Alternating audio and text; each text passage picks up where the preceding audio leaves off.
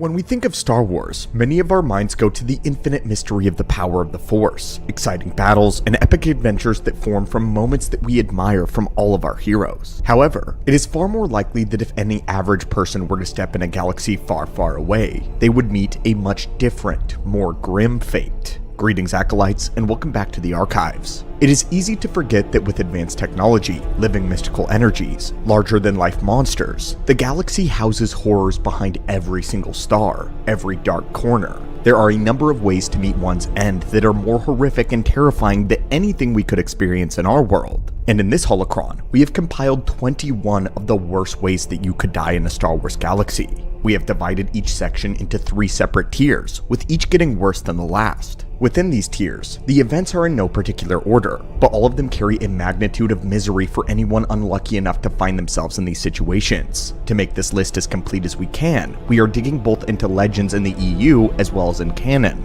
And if you believe that there is a horrific way to pass in Star Wars that we did not explore, please let us know in the comments below so we can continue the discussion there. And now, let's begin with the worst nightmares of the Star Wars galaxy. As we mentioned, let's begin with Tier 3. The bottom tier specifically is for deaths categorized as quick but extremely painful and are terrifying to go through. When concerning this holocron, these will be the most preferable fates, though these aren't the ideal way for anyone to meet their end. So let's begin and start with something that is actually far more common than many realize, and that is accidents that occur in hyperspace. Traveling through hyperspace is known as being quite treacherous, as all pilots are told to do so at their own risk. The explanation we're given is that if space calculations are even just slightly off, there is a chance that the ship could run into a celestial body or a planetoid or a star. This is bad enough on its own, but luckily, there are droids and machines to run those numbers for people. What the machines cannot predict, however, is all unknown variables, such as what happened in the Legacy run in the High Republic era. Here in canon, we have one of the worst hyperspace disasters that we have ever seen. This problem happened to a large passenger vessel known as the Legacy run,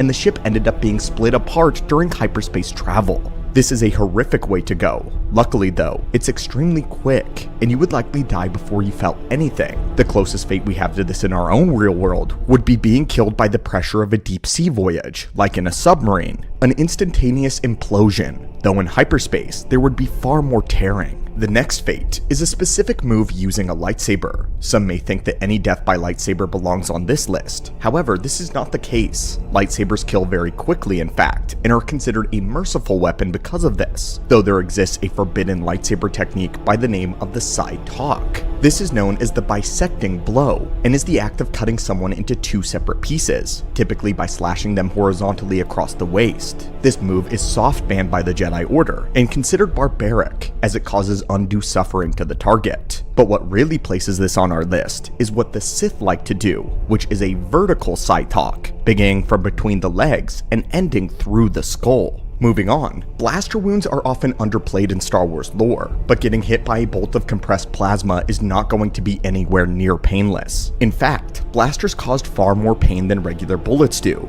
as they sear away the flesh and can actually potentially catch fire. But very few blasters can match up to the absolute barbarity of the arc caster. Several blaster models have been outlawed for various reasons, such as the displacer pistol and the Ambin phase pulse rifle as seen by Din Djarin. The arc caster is even rarer, and is most notably used by the Phase 0 Dark Troopers. The arcs fire a focused ray of electricity which was known to boil organic beings from the inside out. But let's move beyond technology. Unsurprisingly, we have a few Force abilities that have also made this list, and this is just the first that we're going to mention. An aspect of Star Wars combat is the potential for telekinetic abilities. We often see Jedi and Sith using the Force to throw people around or to force choke them. However, there is another ability that requires a great deal of focus and a great lack of empathy. This ability is known as Force Rend, possibly one of the most wretched abilities that barely anyone speaks of. Force Rend is the act of having a Force user take control over your body and violently contorting each limb and joint individually, or all at once before doing so to your neck and finally ending the suffering. We place Force Rend in Tier 3 because it does happen very quickly, and it isn't something that has been known to be used as a torture method, but of course the last moments are extremely painful, and we'll get back to the Force a little bit later. In a galaxy where space travel is the norm, perhaps one of the most terrifying aspects about being a part of a spacefaring crew is ensuring that you have a good relationship with your commanding officer. In Star Wars, the threat of getting jettisoned out of an airlock is a very real one. This is something that could happen to us in our own world, but it was a common way of disposing of pirates, bounty hunters, and even the Empire. Jettisoning a living person out of an airlock was especially cruel, as someone would be exposed to the vacuum of space and the icing of it. Most preferred to be shot with a blaster over being ejected from an airlock. One most notable person was Dr. Aphra, who literally begged Vader to kill her with his lightsaber instead of having her jettisoned. The next terrible fate we will explore is an encounter with the horrifying creature known as Null. The creature is a mass grayish ooze which controls itself by a central hive mind. It is able to separate itself and grow as it feeds off of organic things and absorbs them into the mass. It is said to be as old as the galaxy itself and even can touch the Force. It can telepathically speak to people as well as transform itself into many different creatures. We have done full holocrons on Null before, but the highlight of the worst part of the creature is how it actually kills, or how it corrupts its prey. The slime will lunge at organic beings, entering the body through any orifice it can find, usually the eyes, mouth, or even pores in the skin. It then proceeds to consume the insides of the victim until they are filled completely with only Null, where it will then proceed to pilot them around as a host body, attempting to find another victim. And to finish off Tier 3, we believe that perhaps everyone would agree that one of the most terrifying ways to go in Star Wars is being eaten by some massive creature. Whether crushed and consumed by a rancor, or swallowed by some impossibly large being like a space worm, or assume a verminoth. Much like being killed by a superweapon, this is one of the most terrifying and hopeless ways to have your life ended. However, we do not include the mighty Sarlacc in this category, because the Sarlacc belongs in Tier 2, and those consumed by it suffer a far worse fate. Tier 2 is where we get into the meat of what inspired the entire list in the first place, and it is characterized as death, both slow and extremely painful. So of course, we must start out this tier with the Sarlacc. This creature's claim to fame is that the victims die by being digested over the course of 1,000 years. When hearing this, some should think that it should be in Tier 1, but in fact we disagree. Obviously, most humanoids don't even live 1/10 of how long as it takes to be digested by the Sarlacc. Many could starve to death, or die from a lack of water, or even be suffocated within a few minutes. But that's not to downplay the fate in the slightest. One must still experience the agony of the Sarlacc's stomach acid, ever so slowly chewing away at your flesh, while you starve or suffocate. But going back to the Force, rightfully in Tier 2, we have death by Force lightning. Sith often use this ability in brief spurts as a preferred torture method, since it accomplishes multiple things at once. They get to flex their power in the Force, feed their power in the dark side off of a victim's suffering. Many Sith look at Force lightning as the absolute personification of pain itself within the Force. They use it to feed off of, and an endless supply of torture is at the Sith's literal fingertips. To state the obvious, one can be killed by a deadly dose of Force lightning, and many people have before, incinerated in fact. Luke Skywalker almost died to the Emperor's lightning after several months following the Battle of Endor, and in the EU, Luke was even bound to a wheelchair for months due to Palpatine's Force lightning, and the continuous residual effects. Having massive voltage of electricity going through your body isn't bad enough. Sith can basically adjust the voltage of how much they're putting out, allowing them to torture you to the death as long as they wish down to the second, or until your body is done and it simply cannot take any more pain and gives up. Again, we have another Force ability in Tier 2, Force Drain. Whether by another being or through having yourself subjected to the Dark Reaper, Force Drain is a terrible way to go. There isn't much else to say about this, but imagine being absolutely powerless to stop someone from visibly draining your life away, slowly weakening you until you collapse into a dead husk. That is all that is left. This actually transitions perfectly though to our next terrible fate. Should you find yourself traveling with a Force sensitive through hyperspace somewhere in the Outer Rim, you may just face an encounter with a Star Weird, something like a space banshee. Star Weirds are ghost-like beings connected to the dark side, and they're attracted to Force sensitives. They often find ships broken down in deep space, traveling through hyperspace, and will climb aboard. They will mostly ignore non-Force sensitives unless they are provoked, but their long razor-sharp talons say it all as to what they are just capable of should you intervene. Besides those, there is a myriad of force abilities that they can also tap into. A Star Weird can actually force choke, and some speculate they can use force lightning, and even force drain. They are also capable of a terrifying wail that draws their victims into insanity. Those familiar with any good adventure story set in exotic places will be familiar with the dangerous trope of the insect swarm. And that, my friends, is the next terrible way to die. Our galaxy far, far away has no shortage of paralyzingly terrible bugs that will come after you if given a moment. Insects like the Pelco bugs of Korriban have toxic spines that inflict excruciating pain and numbness. In a large swarm, they will paralyze their prey and consume them all at once, typically feeding on those with the dark side preferably. In the same hue, we have the flesh-eating fire beetles that a young Obi-Wan once fell into a nest of, but perhaps the most foul insect that many of you are likely thinking of right now are the brainworms of Geonosis. These nasty Elenita are used by the Geonosian Queen to invade the brains of other beings, effectively mind-control them into being slave drones for the Hive. Ahsoka Tano and Barriss Offee would famously have to deal with their entire ship of clones being overrun by these brain invaders. What's worse is that the victims will usually die before they are ever set free, leaving them a rotting corpse of a zombie still under the control of the swarm. On a note of corruption, there are a section of people who believe that having your body taken over or transformed is the worst fate imaginable. If you're of this group, then perhaps you would be displeased to know about our next spot, which goes into transformation. This includes the transformation from Sith alchemy, or the sickness known as the Rakghoul Plague, or even the Blackwing Virus. All of these can transform the victim into a flesh-eating monster. The Rakghouls are mutant beasts that originate from Sith alchemy, and they are especially a problem during the old Sith Wars, and even in the time of Revan and the Old Republic, as Sith used armies of them to destroy populations. Any bite or scratch from the Rakghouls transferred the plague and would spread it. Or, of course, the Myrrh Talisman. One could use that to transform any creature into a Rakghoul instantaneously. Something similar happens with the Blackwing Virus, such as with the Sith reanimation ritual gone wrong and turned into a bioweapon. This causes all exposed to the virus to become zombified. To finish out the tier 2 list, we are going to mention the one death that inspired the list in the first place. That is the death of Darth Venomous, the fate of the false Sith at the hands of Darth Plagueis. This was a man who was the secret apprentice of Darth Tenebrous and was meant to replace Plagueis in the rule of 2 should he fail.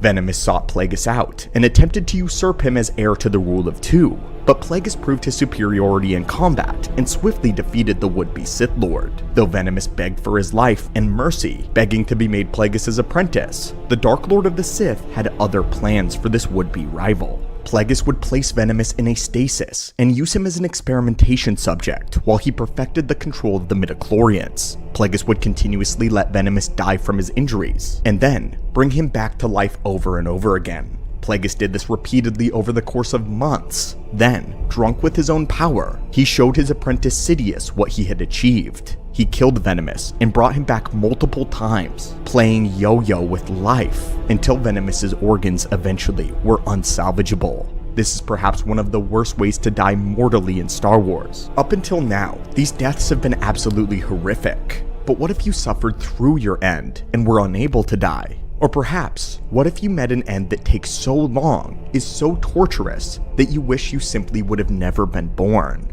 Well, my friends, welcome to Tier 1.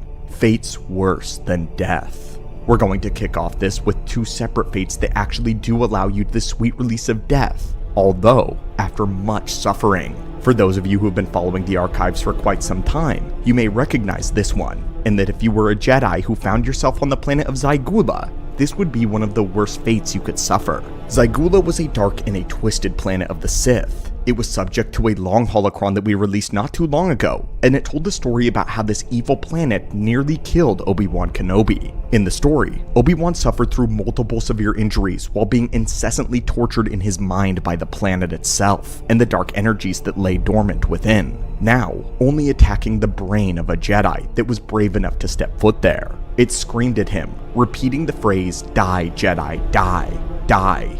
throwing him into fits of visions that brought him back to the worst moments of his life. Obi-Wan was forced to watch Qui-Gon Jinn die, and to relive this incident with fire beetles, remembering being mutilated by Dooku, watching his friends be tortured. The only thing that made the voices grow quieter was Obi-Wan actively harming himself to achieve some form of clarity. He saw all kinds of hallucinations, and his very sanity was being extracted from him. He was being pushed closer and closer to the dark side. At one point in a fit of rage, Obi-Wan nearly killed Bail Organa. Both his life and the light side of the Force, as well as his sanity, was nearly stripped entirely from him by the planet. A planet that appeared to have been designed to punish and kill Jedi in the worst way possible. One of the only fates to rival this is the fate that Darth Nihilus suffered after the destruction of Malachor V. Wounds in the Force do occur, but how can any person console the idea of being a literal walking wound? Nihilus was unrightfully punished with this fate, and because of this, he had a hunger for living energy that could not be satiated. He was forced to feed on more and more energy, but in a cruel twist of fate, the more that he fed, the more his hunger would grow. His hunger threatened to consume him entirely, causing him to literally implode on himself should he ever fail to feed. Nihilus's body would vanish into nothingness, and the shadow would consume whatever remained of his soul. He was unable to anchor himself into reality, and had to bind his very spirit to his mask and his robes, or else he faced oblivion.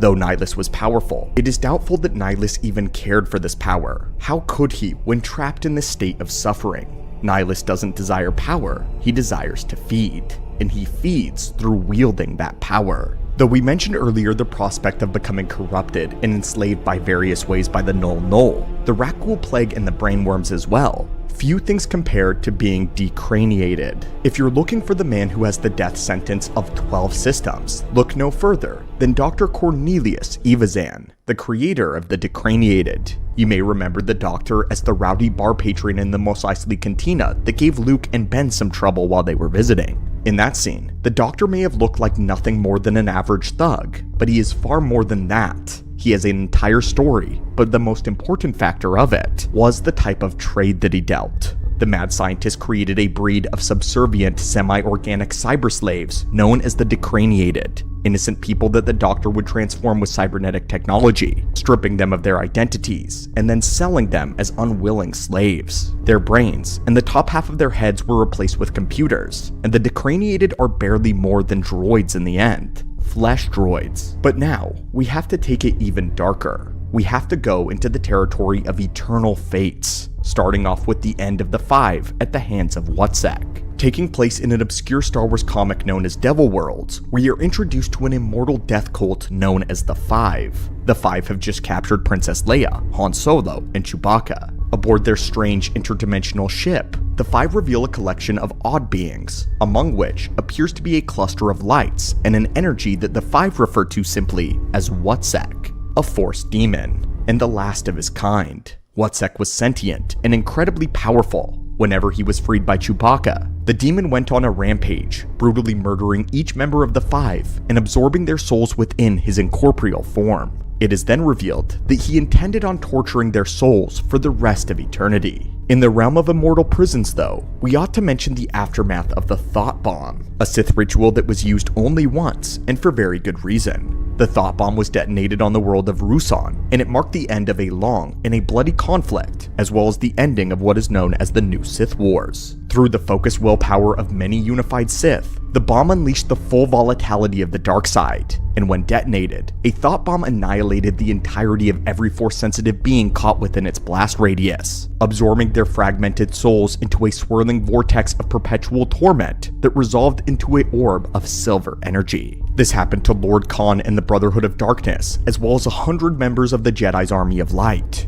Their souls all swirled together, their minds and identities melded and lost to the cosmos. There was no rest, no peace for them. The orb would be destroyed eventually, however, and the souls of the Sith and Jedi liberated by Kyle Katarn 1,000 years after their torment began, and the Jedi and Sith alike likely finally gained peace. This is all really bad, but there are still 2 more eternal fates that could possibly befall one who doesn't respect the dangers of practicing the dark arts, such as was the case for Darth Tenebrous. A grand plan turned against itself in the most dramatic way imaginable. Tenebrous may have had the worst fate given to any Sith Lord in history. Tenebrous' ultimate plan was to eventually possess the prophesied Chosen One, to become a god using essence transfer, wanting to find the Chosen One as a young man and a child so that they would be easy to consume. This would give Tenebrous access to a body with a historic amount of midichlorians. As his own body began to perish at the hands of Plagueis though, Tenebrous entered his apprentice's body, utilizing the midichlorians to do so, and slipped into his very cells using a power known as the retrovirus. As the retrovirus spread, the Sith Lord gained access to Plagueis' powers of foresight in the Force, something that he admittedly was lacking in compared to his apprentice. But when peering into the future, Tenebrous discovered Plagueis' own death at the hands of his apprentice Sidious. This vision horrified Tenebrous, as Plagueis would soon die and he didn't even know it, disallowing Tenebrous to fulfill his ultimate goal and to get his hands on the Chosen One. Fully giving himself over to panic, Tenebrous escaped Plagueis' body to think about a way out, only to discover when he emerged his own mummified remains, his body staring lifelessly back at him. Time had passed, possibly decades, or even centuries, the Sith Lord hypothesized, but the Sith Lord had been unaware of it entirely. He then pondered if his own foresight, instead of being eliminated, had been a twist of fate, forcing Tenebrous to endlessly relive his death without a mouth of which to scream. And now the final fate we want to discuss in this long video is actually essence transfer. This ability is one that we make a lot of mention of, one of the most revolutionary discoveries of the dark side. It was so coveted. This is the most coveted secret of the Sith, discovered originally by Darth and Dedu, and pursued endlessly by so many after him. The entire idea was to project one spirit, or essence, into another. It allowed them to retain their mind while accessing the other being's force abilities in a younger form. They could do this endlessly as long as they wanted, but rarely does anyone talk about what happens to the person that the transfer is happening to. And that's why we're here. What happens should the Sith fail? Yes, failure is very possible when performing dark transfer. This is why the ritual is so dangerous. There is a risk to everything. This is why Tenebrous targeted the Chosen One as a young boy. One who was sufficiently strong enough could fight off the spirit of a Sith trying to invade their body and reject them entirely. Obviously, the spirit of the victor gets the body. But what happens to the loser? The one too weak to fight off the Sith spirit? Or perhaps the Sith spirit that failed? What happens to them? Well, all we know is that they are lost, gone into the void of nothingness. There is no peace in the afterlife, no punishment of the beings sent to chaos like Sith. They are simply cast into a place known only as the Void, where they then spend the rest of their existence completely alone in the dark and in the silence. No hope of ever escaping from the Void exists. It's possible to give up the will to live, but it is not possible to give up the will to exist. Their existence continues, but in a perpetual state of limbo. One which is there knows no sleep, no hibernation, no mental escape. A place where the spirit is awake, aware of every minute, hour, and year for eternity. The world of Coruscant is considered the center of the galaxy for a reason. It rests on a fulcrum of several key hyperlanes, and it is home to trillions of beings, all of whom live within the city that is entirely covering the planet's surface. Coruscant is often perceived as the further one gets away from the world, the less developed the worlds become. But this couldn't be farther from the truth. It's a mistake to believe that Coruscant was the only ecumenopolis in the galaxy. An ecumenopolis is a planet covered by a city which has multiple layers, but there was another one just like Coruscant that existed in the Outer Rim. In today's data logs, we are going to be exploring the planet of Taris, a world once considered to be the Coruscant of the Outer Rim. But while some think the capital of the Republic is difficult to live on, they should consider themselves extremely lucky that they didn't grow up on Taris. It was rife with civil unrest, rampant speciesism, crime, and deadly disease, all building karma that would eventually culminate in it being crushed into powder by the Sith. So make sure your blaster and your medkit is handy, because we're descending into a planet that makes Coruscant look like a utopia. Taris lies on the Outer Rim in a system by the same name. The planet rested on two very important hyperlanes, the Hydean Way and the Mandalorian Road. The Hydian Way was a route that stretched unbroken from the galactic north all the way to the galactic south, linking together a string of very important worlds. The Mandalorian Road was a short stretch from Mandalore that passed all the way through Taris and made it to the world of Coruscant. This was integral in the formation of the full length of the Hydian Way. With these two hyperlanes, this made Taris an extremely valuable location on the galactic map. However, it was settled relatively late in comparison to the other worlds, and it wasn't until sometime in the Mandaron period, which was the Republic history from 7000 to 5000 BBY, that the settlers first arrived on the world of Taris. The original settlers were human, though their origins are completely unknown, and upon first landing, they colonized the planet and built a city underground at first. The original city became something of a legend to future inhabitants of the planet, as they began to call it the Promised Land. At this point, the world of Taris was largely covered by trees, vegetation, and oceans, making it full of life with plenty to eat.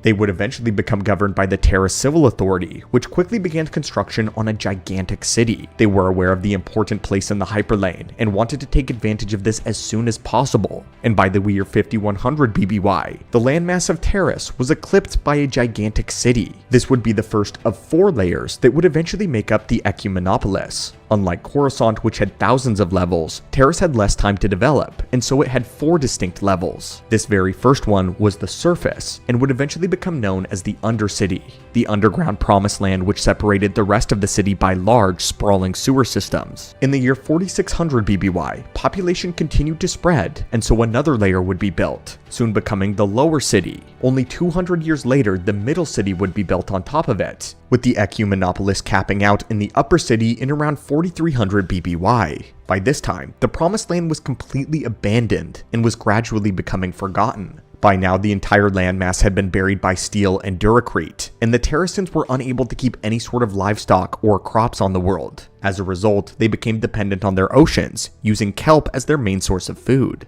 But their troubles would come to an end when the Republic took notice of them and would bring them officially into the fold. Resting on such an important hyperlane gave them immense trade opportunities, which of course opened up immigration. Soon the primary human planet became heavily inhabited by aliens and non-human species. The city planet was a major hyperspace transport hub, making it incredibly wealthy, and it was here when it gained the nickname as the Coruscant of the Outer Rim. And for a glorious 144 prosperous years, Taris was an economic rival to the galactic capital. However, the world wasn't truly a planet-spanning city. Unlike others, Taris contained an ocean that could not be built over, and because of this, the planet quickly suffered from overpopulation, and only the Republic kept it from falling into total despair and anarchy. But the world would suffer a sudden and a harsh decay that began in the year 4156 BBY, when other, more convenient hyperlanes were discovered which links the core to the Outer Rim. Suddenly, the Hydian Way was only one of many hyperlanes rather than a singular one. This sudden drop in trade and commerce was a huge blow to the Terrasan city, and in the ensuing decades, the planet saw a rapid urban decay. Without the Republic, the businesses died out, and commerce began to shrink. To maintain the planet's economy though, Taris turned to industry, switching to a new, cheaper power source, but this produced toxic waste as a byproduct, thus slowly polluting the once pristine ocean. In just a century, the kelp farms and most of the marine life, which Taris greatly depended on, was completely destroyed. Crime began to sweep as residents began to clamor for a way to keep their lives going. And at some point, an unknown event would see the introduction of the Rakghoul plague in the Undercity. Rakghouls are horrific flesh-eating creatures that were created by Sith alchemy. They are one of the oldest diseases of the Sith, being among one of its first inceptions. One of the original 12 Dark Jedi, Carnus Mur, is attributed with the Rakghoul's creation. These mindless troglodytes are aggressive and actively seek out other sentients to kill and consume. A single bite or a scratch from one of these creatures will infect the sentient, no matter the species, and eventually, they will become a Rakghoul. It is a rapid and a painful process. A cure would eventually be synthesized, but it only worked up until a certain point. Once someone turned into a Rakghoul, they were now beyond help. Not to mention the cure was expensive and difficult to come by, so many of the lower class that lived in the Undercity were completely out of luck. Soon, Rakghouls overran both the Undercity and the sewer systems, and every now and then, the Rakghouls would wander their way into the turbo lifts from the sewers into the lower city and would attack the residents there. But luckily, the heroic residents managed to fight them back and stave off the disease. But all of this was only the beginning of the problems that Taris would face moving forward. After several decades of Taris's ecosystem dying from pollution, famine, and swept away in the planet, panic and greed of the upper class turned to hoarding and remaining kelp and marine life solely for the rich. By 4056 BBY, the starving lower class engaged the nobles in a civil war, with millions of innocents dying and large sections of the world completely destroyed or abandoned. Ultimately, the nobility prevailed and had the rebels all taken in a mass arrest. However, the prison systems could not hold all of them, as it was almost the entire population of the lower class that had revolted. And so, the nobility turned to one place worse than prisons: the Undercity.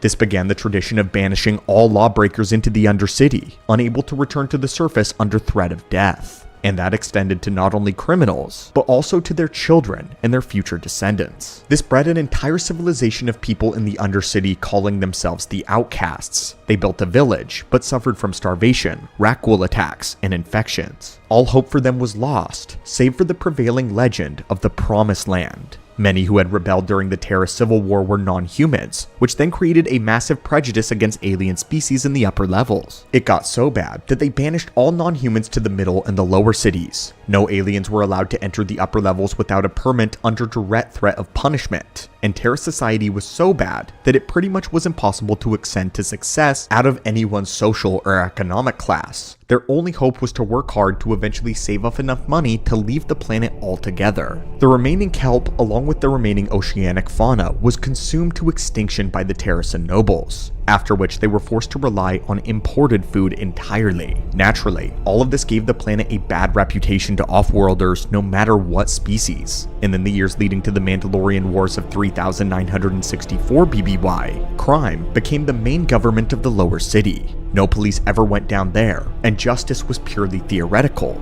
Soon it was run by gangs. Groups like the Hidden Becks organized themselves to make life easier for the poor community, and would use their muscle to enforce a facsimile of the law. This made them the de facto authority in the lower city. But others, like the Black Volcars, were violent and simply wanted to oppress the lower residents to feel powerful. Gangs in the lower city got worse as they fought for more power, and their main vehicle was the swoop bike, which they also used to compete in the Great Terrasan Great Swoop Race. Thus, the term swoop gang was coined for these criminals. Swoop racing would soon capture the imagination of the galaxy, and using an intricate system of hyperspace beacons, Terrasan race organizations broadcast the results in their swoop races throughout the entire galaxy.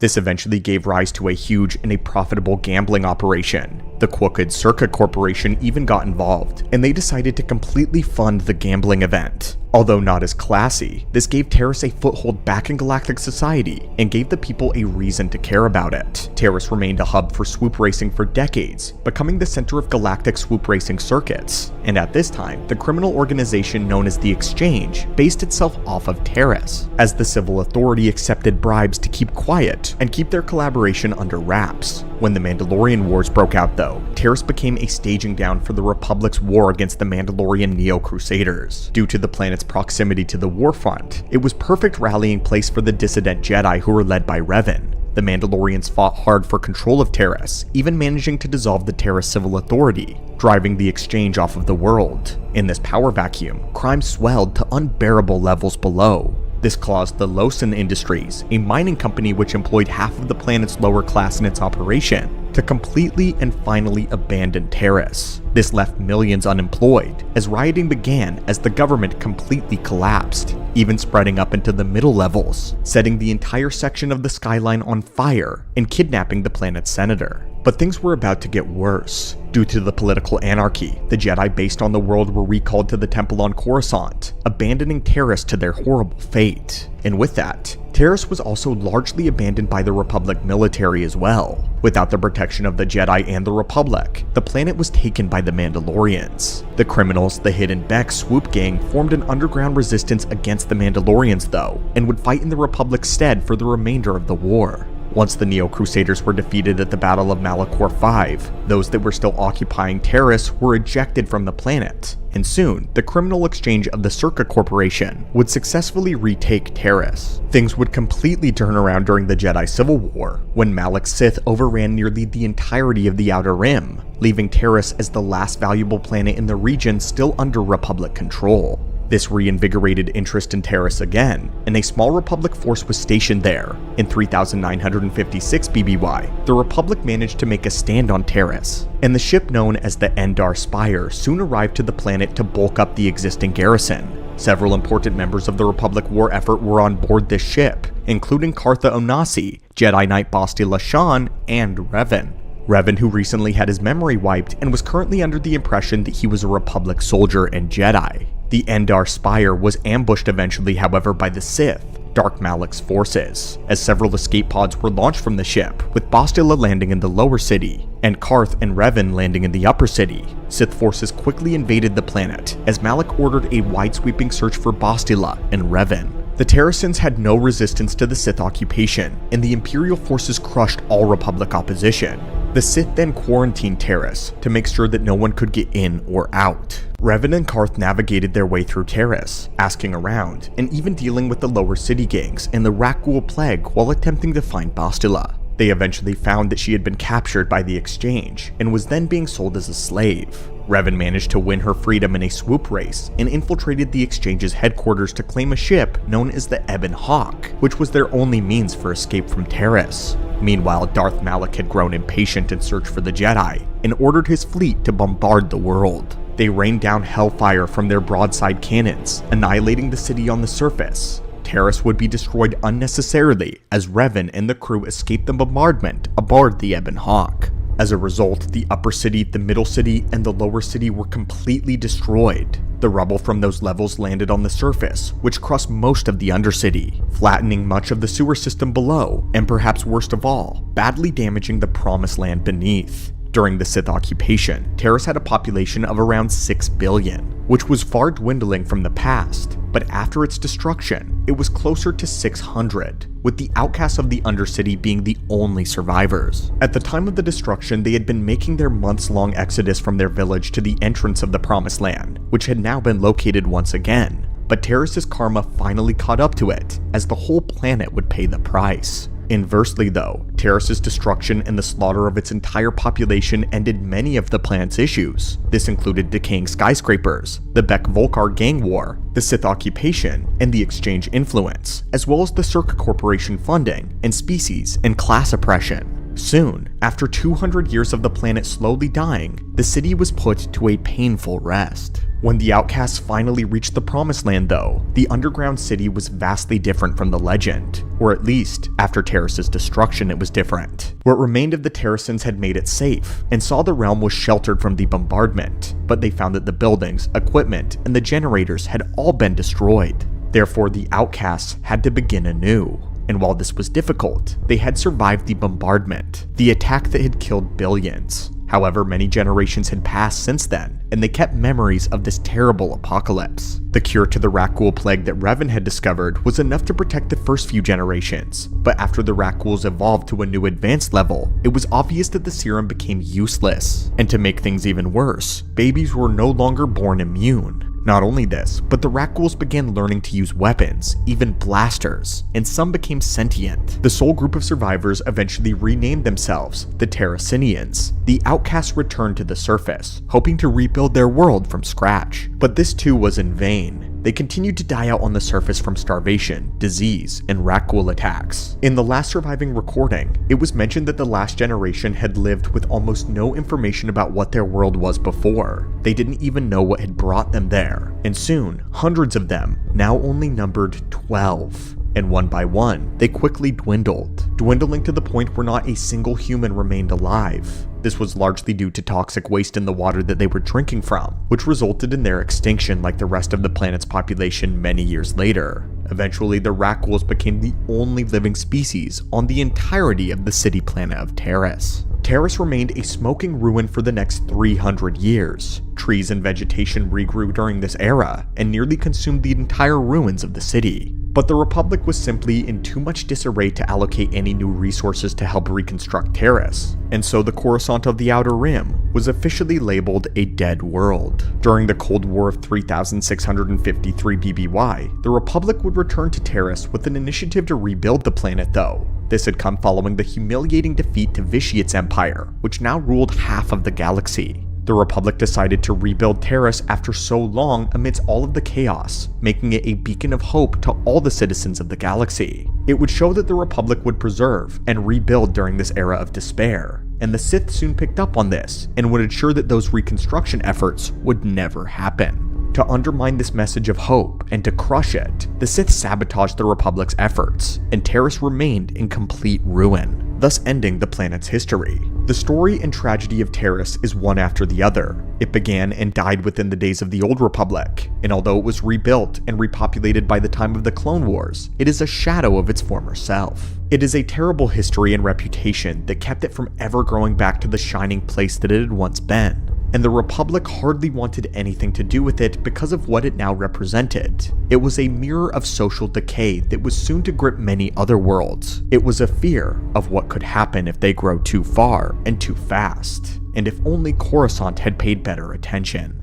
The Sith do not simply occupy, they build, they corrupt, they transform. And in this way, the Shrine in the Depths was only the beginning of what the Sith had done to Coruscant. Welcome back to the Archives, Acolytes. We've been expecting you. The canon version of the Old Republic timeline is one that we don't often talk about due to it heavily being shrouded in mystery at this point. But what we do know is that at one point in time, the Sith controlled all of Coruscant. And not only this, they constructed a shrine over a light side nexus known as the Sacred Spire. The dark side eclipsed the heart of the nexus until it was irreparably corrupted. The Jedi raised the shrine and built their temple upon it, hoping to neutralize the dark energies. But little did the Jedi know, it was their power that was going to be neutralized. And the more we pondered on the shrine, the more we are reminded of another aspect of Coruscant, its nightmare-inducing underworld. Beyond a certain depth, the city of Coruscant becomes a place of nightmares. Screams echo in the darkness from hideous creatures, beings that once may have been human. Colossal monsters measuring the length of Star Destroyers slither around the giant trash heap. And the Jedi very pointedly avoid going down to the lower levels. All of this whispers that Coruscant's underlevels are hiding a darker secret than many of them know, one that goes far beyond economic depression. So today, my friends, we're going to take the last elevator down to the Undercity, so if you dare to join us, crush that subscribe button, because if we go alone, we may never return. So what is the secret that holds a knife at Coruscant's throat? That is the venom that the Sith has seeped into much more than just the Jedi Temple. The dark side has a grasp on the Republic capital world. Deep in the underlevels, its influence has grasped every being, turned them into insidious monsters, whether that be physically or mentally. We believe it's because the Sith have buried an entire kingdom beneath the surface of the world. Untold artifacts, dark side nexuses, temples, shrines, beasts, and cults, all coiled in the depths like slumbering titans. We think that this is a secret that the Jedi do not want to admit, a secret that Palpatine is aware of and is actively trying to exploit. And yes, this may be far-fetched, but before we give you our ruling, let's look at the facts of the Sith underworld of Coruscant, or at least the remnants of a great golden era of the past. Palpatine chose to stay on Coruscant after becoming the Emperor. He had the entire galaxy before him.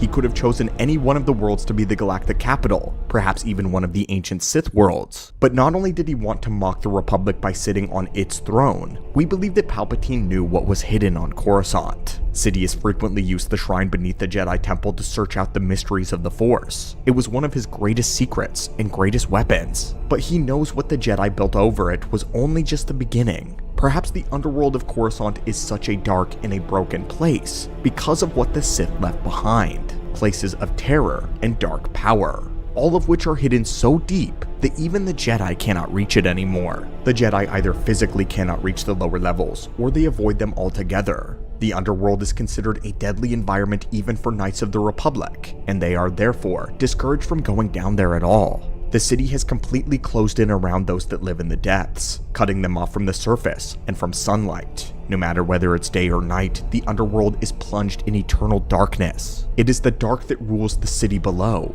and we aren't simply speaking about the lack of light. It is the darkness of the minds and the hearts of the denizens which rule. Chaos, anarchy, suffering, and death, all of this perpetuate the lives of those below.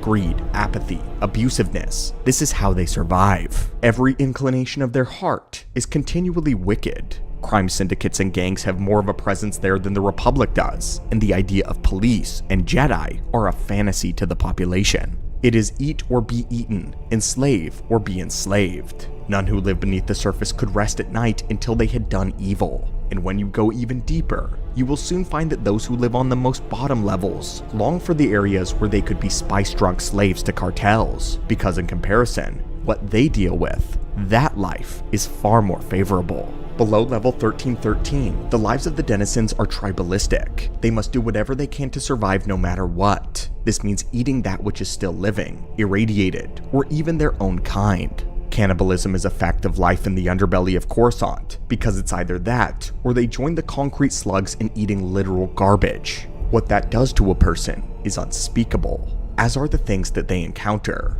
There exist reports of monsters, mutated beings that lurk in the shadows, demons of an urban purgatory. If you aren't hearing the howl in agony or the hunger of a beast, then listen closer, and you can hear the crunching as they shred through the flesh of humanoid prey. And if you don't hear anything, that means that they're listening for you. The things that crawl and skitter about in the dark are thought to be humans mutated by centuries of darkness and radiation leading from the reactor cores that fuel the very surface of the city. But all of that is just a theory, and we don't think it's possible for that to be all there is to these creatures, because when you actually shine a light on them, it becomes horrifically obvious that something much more sinister has taken place. We believe that these creatures are Sith spawn, entities created from dark side alchemy and sorcery. The Sith use this to make creatures all the time for warfare, or simply for amusement or research. The biggest connection in these creatures is between the Chthons and the Rak Ghouls. Just one look at either being would see the visual similarities that they share. Chthons are troglodytes that resemble decaying corpses, with loose flaps of flesh, stringy, dirty hair, and a lipless mouth filled with sharp teeth. Skin would grow to cover over their eyes, and there was an egg-like organ where the eye would be moving around restlessly, sealed within its sockets. If they were clothed at all, they wear simple loincloths. They were zombie-like humanoids who preyed on living beings, and it has been confirmed that their ancestors were human criminals, those banished to the underlevels of the city, left to rot. They bear a striking similarity to that of the Rak Ghouls, creatures of Sith spawn origin. The creatures also happen to look like mutated humans with sharp claws and teeth, wearing dirty rags, having no eyes, and an appetite for human flesh. The only difference between them, besides a few visual distinctions, is the fact that the Rak Ghouls can spread like a plague in order to make more of themselves. These things originate from the 12 Dark Jedi, Karnus Mur to be exact. He created the Mur Talisman, which had the power to turn nearby sentients into these horrific monsters, and then control them. Eventually he had an army of these mutants, and in some places, the Rak Ghoul plague got out of control and would consume entire populations. And if we want to run the red string even further, we can look at the outbreak on the world of Taris. Taris is an ecumenopolis. This is a planet-wide city much like Coruscant.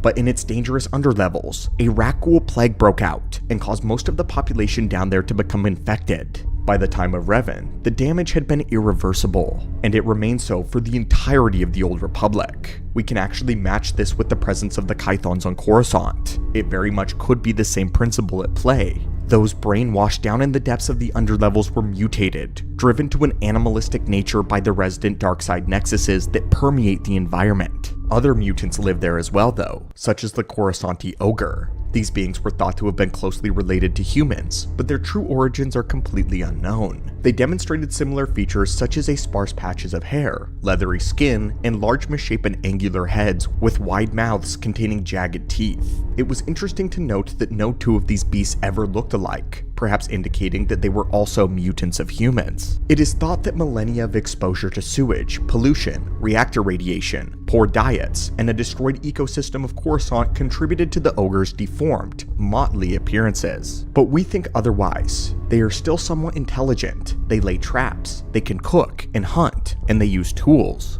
The next creature that we are convinced is a Sith spawn are the Corridor Ghouls. They're much like the Chthons in appearance, but they are much more canine in nature. However, what makes us think that they were once people is that they release human-like screeches through echolocation. Not only this, but they are immune to the Jedi mind trick, indicating that there is a hidden intelligence of Force resilience here. Nearly all of these beasts bear the markings of Sith influence, but for us, there is one creature that has the fingerprints of alchemy all over it in the underbelly of Coruscant. The mortifying, infamous Tauzen. These were giant centipede-like creatures capable of spitting silken webs to entrap their prey. but what makes us think that they are of Sith origin is how many similarities they have to other Sith spawn creatures. In particular, their shells have energy diffusing properties, making them impervious to blasters and resilient to lightsabers. Lightsabers may be able to scorch the shell and cause damage, but not enough to meaningfully wound one of these beasts. They were also force sensitive, and had nodules in their skin which clouded the minds of nearby force wielders. This acted as a cloak, making these giant insects invisible to the Jedi's senses. This is very similar to the Sith Leviathans and the War Worms. The Leviathans also had incredibly tough hides and could interfere with the senses of Jedi, making them hear screams within their minds. The War Worms were developed by Naga Sadow around the time that Coruscant came under the control of the Sith in canon, which is circa 5000 BBY. There are many types of giant worms that burrow around in the garbage heaps of Coruscant, and it's all just too similar to be a pure coincidence. The entire purpose of making horrific creatures was to dominate the battlefield or protect sites of great importance for the Sith. Many Dark Lords would use Tyrantetex to protect their labs or tombs from those that sought to violate them, to plunder their knowledge. The shrine may be just the beginning of all of it.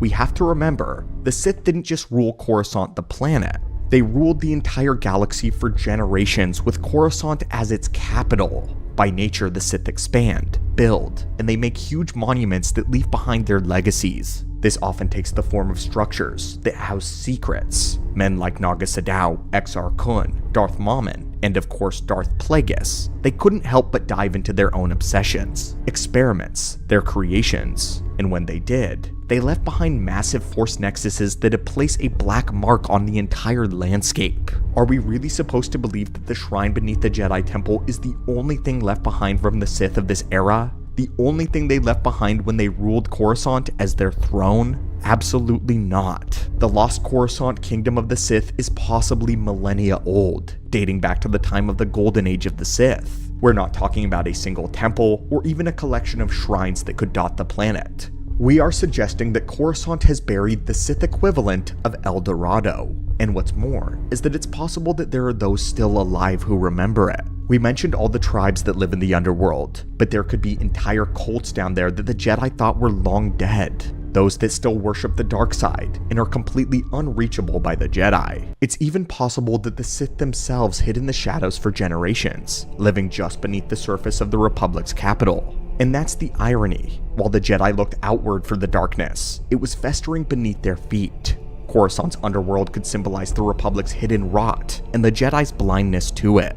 The deeper you go, the more you find the consequence of their arrogance. This may even be why Palpatine had such an obsession with the world, the location of the greatest Sith civilization outside of Korriban that the Jedi have been completely ignorant to. The terrors beneath the surface could be something that even Sidious feared or sought to control. Entire entities, living relics, or dark side forces could be awaiting resurrection. And with how much darkness is there, it's likely that a barrier exists keeping the Jedi from truly understanding and grasping what the depths of evil exist right beneath their feet. It wouldn't be the first time. On their ancestral homeworld of Tython, the Qua had built a hypergate deep within an abyss there. In order to protect it, they established a barrier that made all force sensitives that approached it go insane unless they held a passkey. Such a concept is not beyond the Sith. This could end up being a forgotten conspiracy that goes much deeper than even the Rule of Two could have guessed. And here is our theory. Palpatine didn't just stay for the politics, or because Coruscant was a hyperlane fulcrum. He stayed because the Sith El Dorado was true, and the shrine beneath the Jedi Temple was not the real goal, but merely the proof of it.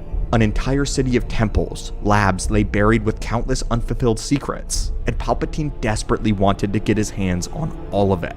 Greetings, students of the Force, and welcome back to the Archives. Yavin 4 may just be about one of the most pivotal planets in galactic history, which is odd considering it is technically not a planet but a moon orbiting the gas giant of Yavin. But it is the namesake of the galactic dating system, which is BBY, or before the Battle of Yavin, or ABY for after. This is of course in reference to when the first Death Star was destroyed over the moon of Yavin, which became the focal point for the Star Wars timeline. But Yavin 4 itself had an extremely rich history before this event, dating all the way back to the days of the ancient Sith Empire. In today's video, we are going to be diving into the history, astronomy, and geology of the fourth moon of Yavin, as we continue to break down various planets across Star Wars lore. We will be starting with the earliest known records of Yavin, and ending with its battle, if you end up enjoying today's video enough to see a continuation of Yavin's history, as we document through Luke Skywalker's Jedi Order and beyond, be sure to comment that down below. Now my friends, let's begin. The Yavin star system itself was located in the Outer Rim and was a part of the Gordian Reach, which was an archaic hyperlane run, one that most star charts actually failed to list, hence why the Rebellion used it so often under the Empire's nose and away from their watchful eye.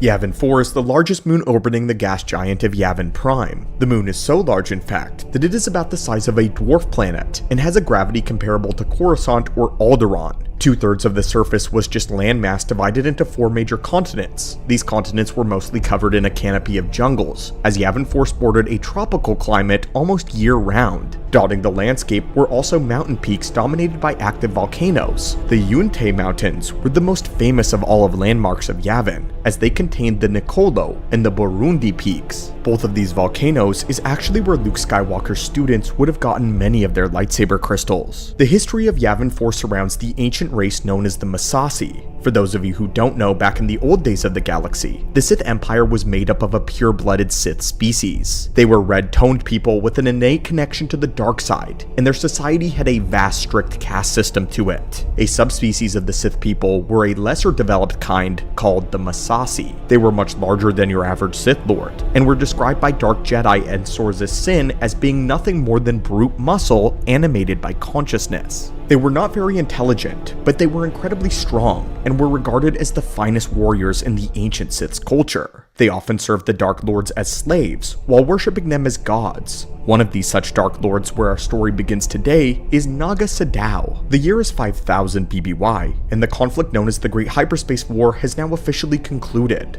Naga Sadow waged a rushed and a sloppy war against the Republic, expending a great deal of the Sith Empire's resources in an ultimately failed assault on Coruscant. Upon his retreat back to the Sith homeworld of Korriban, a rival from within was awaiting him there. The Republic and the Jedi fleets then arrived behind Naga, and he was caught in the crossfire of someone who had betrayed him and the power of the Republic. The Republic triumphed over the Sith Empire in the last battle, and would crush them definitively there. Naga Sadow, however, managed to fake his death in the battle, and limped away on a ship with a large group of his own Massassi slaves. They ended up on the opposite side of the entire galaxy, and would eventually land on the jungle moon of Yavin 4. Sadow had decided that this would be where he would make his new start, and so he ordered his slaves to construct large temples and mountains in his honor, monuments to his great glory. Under the Temple of Fire, he concealed the flagship that he had arrived in, calling it the Corsair. Sadow continued his studies of Sith alchemy here, learning how to assert his will on the natural order of the universe. His Sith Empire unmade, Sadow instead set his sights on creating a race of powerful warriors, those strong enough to protect what remained of his great legacy.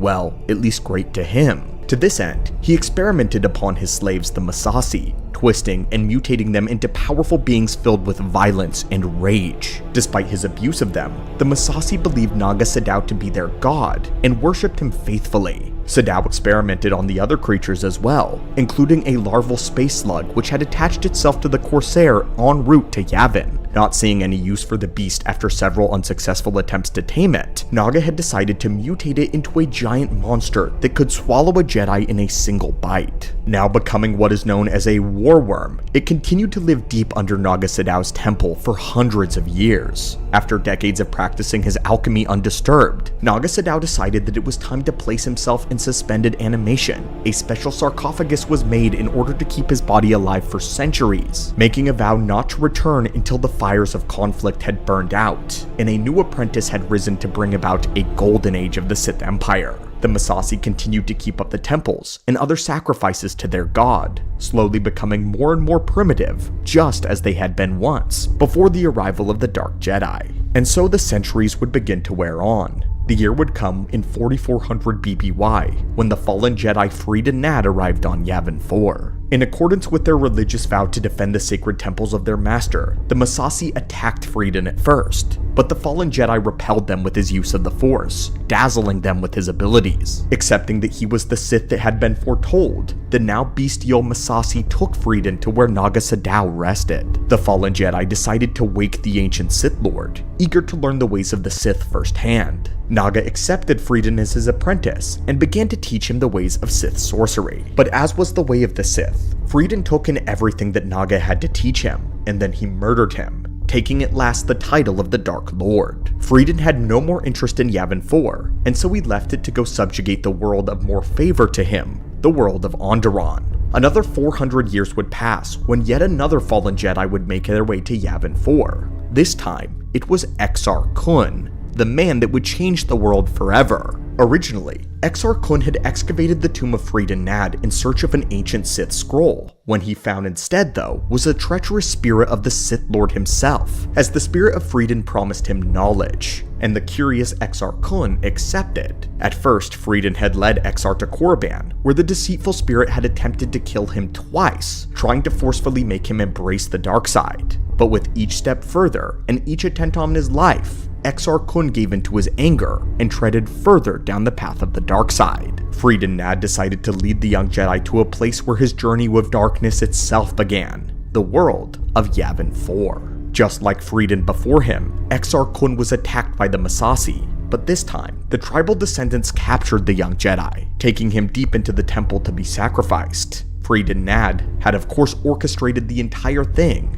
but the Massassi priest believed that perhaps Exar Kun had been the true prophesied chosen one, the one that Naga Sadow had said would succeed him. Upon a statue, they placed the amulet of Naga Sadow, which was like a gauntlet that could channel the dark side of the Force into a singular, potent point. By chanting the incantation, the amulet summoned the war worm that Sadow had once failed to tame. Exar Kun, though, freed himself from his bondage, as the giant serpent broke through the ground of the temple to feed upon him. The tongue of the war worm wrapped itself around Exar and began to draw him into its jaws, squeezing the life force out of his body. And as he was about to die, the spirit of Frieden Nad continued to prod him into the dark side, saying that he must give in, channel his rage through the amulet, that this was the only way. Exar Kun, full of hatred towards the spirit, finally let go of all of his Jedi training and completely lost all restraint. Embracing the dark side, he found that he could suddenly speak the ancient language of the Sith,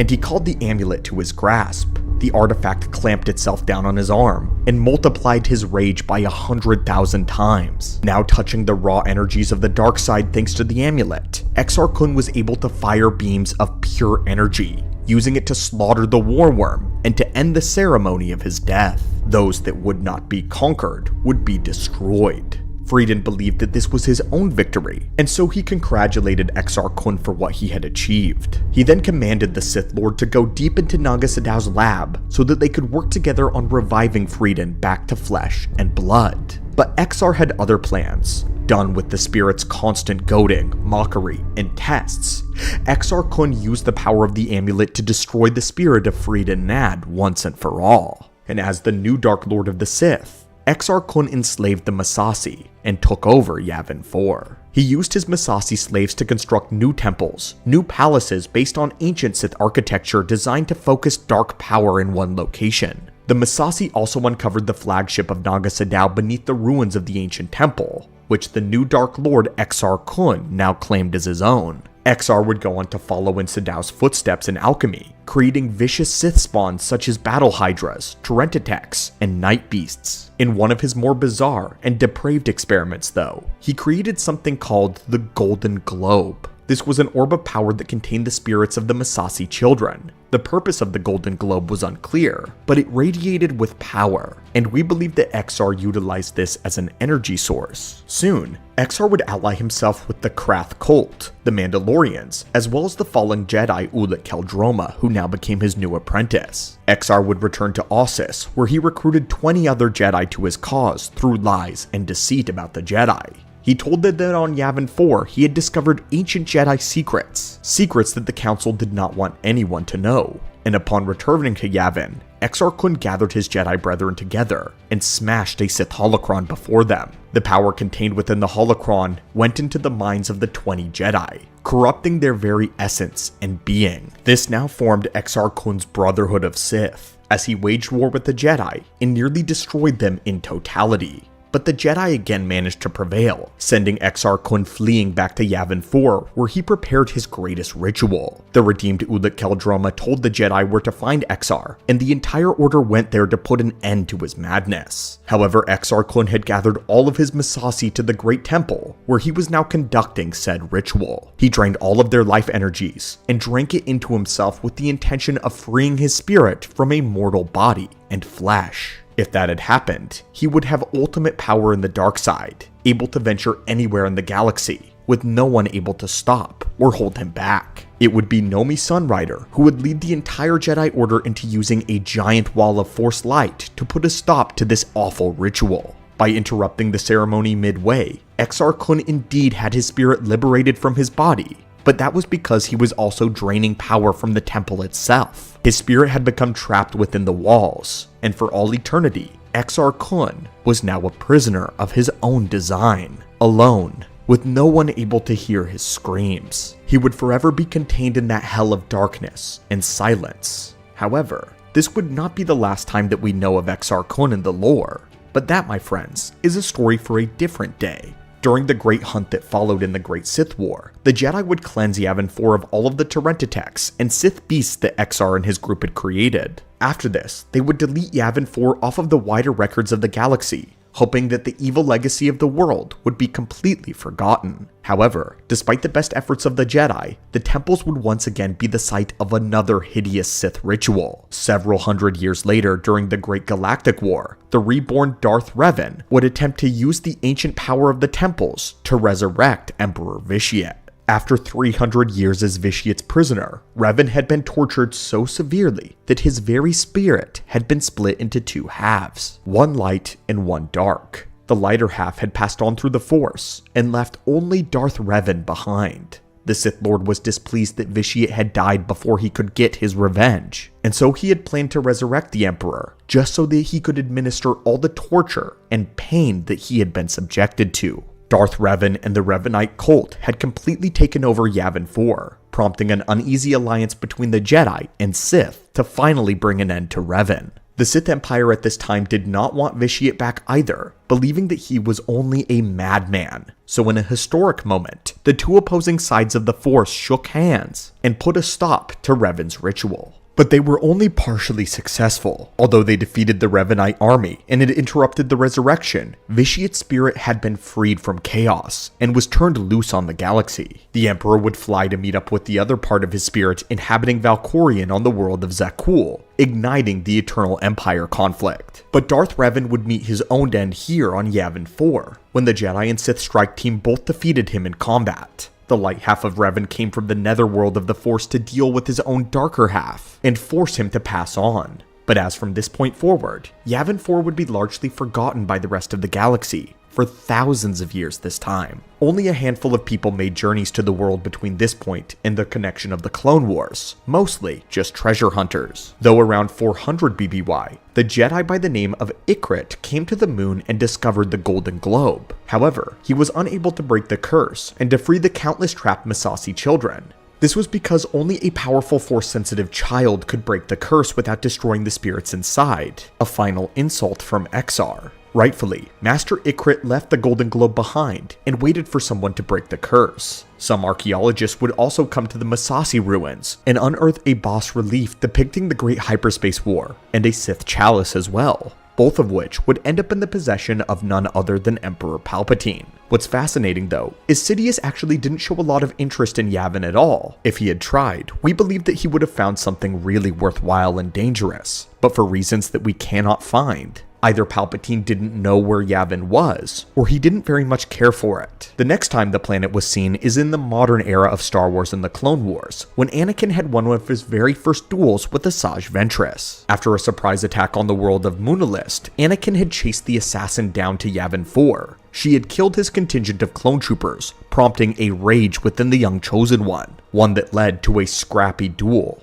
The two battled throughout the jungle and even made their way into the Massassi temples, continuing their duel to the very top of the structures. The dark energies of the world, combined with the rage that Ventress provoked within Anakin, drove him to give in to his anger and to fight with animalistic savagery. He beat down Ventress on the roof of one of the temples and knocked her off into a deep chasm, presumably at least to Anakin, ending her life there. Following a roar of victory, Anakin would leave Yavin 4 behind and put the entire event out of his mind. And now at long last, in the year 1 BBY, Yavin would be rediscovered by a pilot who was scouting for a new location for the rebel base. The rebellion had just been forced to leave Dantooine after the Empire had found them, and they were now making their base out of one of the Massassi temples on Yavin. In fact, after a lot of research into the history of Yavin, the rebellion began to refer to Yavin 4 as the Massassi base in their coded transmissions. Perhaps if Palpatine had actually been paying attention to the rebel threat much sooner, he would have been able to easily decipher their location just off of the name alone. But since he wasn't involved, the Imperials had absolutely no idea where the Massassi base was, despite how frequently they heard it in rebel transmissions. Eventually though, they gained a few miscellaneous leads of the rebel presence could be in the Yavin system. So following the destruction of Alderaan, they sent a contingent of stormtroopers to confirm the rebel base's location. This event is what launched the Battle of Yavin, as Grand Moff Tarkin and Darth Vader took the Death Star to the Yavin system in what may have been the Alliance's final hour. But as we know, Luke Skywalker was also present and made the 1 in a billion shot, which rocked the entire galaxy and proved that the Empire was not immortal. The Sith of the modern era, those who walk the path of darkness today, worship no gods. They revere no higher power, nor do they bow before a pantheon. For them, power itself is the only god. The dark side of the Force is not seen as something to worship, but as something to possess, to wield, to dominate, control. Power in their eyes is not a gift from the divine. It is a prize to be seized through cunning, strength, will. In many ways, the Sith's rejection of divinity reflects their ultimate desire for control. To them, the galaxy bends to the will of those strong enough to impose their vision upon it. But the Sith have not always been so solitary in their pursuit of power. Long before the likes of Sidious and Vader, the ancient Sith Lords revered gods, a pantheon of immortal entities that embodied their darkest desires and their darkest fears. But where did these Sith gods come from? And are they real? Well, welcome to the archives today, my friends, as we're going to answer that question and cover the gods of the ancient Sith. The immortal gods of the Sith were born from the dark imaginations of the Kasai, the priestly caste of the original Sith species. These early Sith saw the galaxy as a chaotic battleground of divine forces at play, and they named their pantheon accordingly. Among these deities, the only named god is Typhogem, the left-handed god, a being of shadow and malevolence whose influence stretched across all of their myths. When the Dark Jedi Ajunta Pal led his exiled followers to the world of Korriban, following the war known as the 100-Year Darkness against the Jedi, Ajunta was hailed by the Kasai priests as the manifestation of Typhogem. For them, these ancient Sith, Ajunta was not merely a conqueror, he was a living avatar of their god, a bridge between the mortal and the divine. But what were the gods of the Sith? Were they real, or were they simply inventions of a superstitious people grasping for meaning in an unforgiving galaxy? Historians and scholars have long debated that very question. Some suggest that the Sith gods were nothing more than a reflection of the Sith's own ambition and their fear, a pantheon created to mirror their desires for immortality, domination, and ultimate power. However, one figure among the Sith pantheon stands out, that being the Father of Shadows. In the book Supernatural Encounters, a pseudo-canonical text, the Father of Shadows is described not merely as a deity, but as the very progenitor of the dark side. In this account, if it's true, then the Father of Shadows is not merely a god of myth, but the embodiment of the darkness that permeates through the galaxy. It is said that the Father of Shadows created the foundations of the dark side, shaping it as a force of corruption and entropy. To the ancient Sith, he was the ultimate source of their power, their eternal struggle. If such deities truly existed, then perhaps the gods of the Sith were not entirely a product of imagination whatsoever. Even centuries later, echoes of these ancient beliefs remain.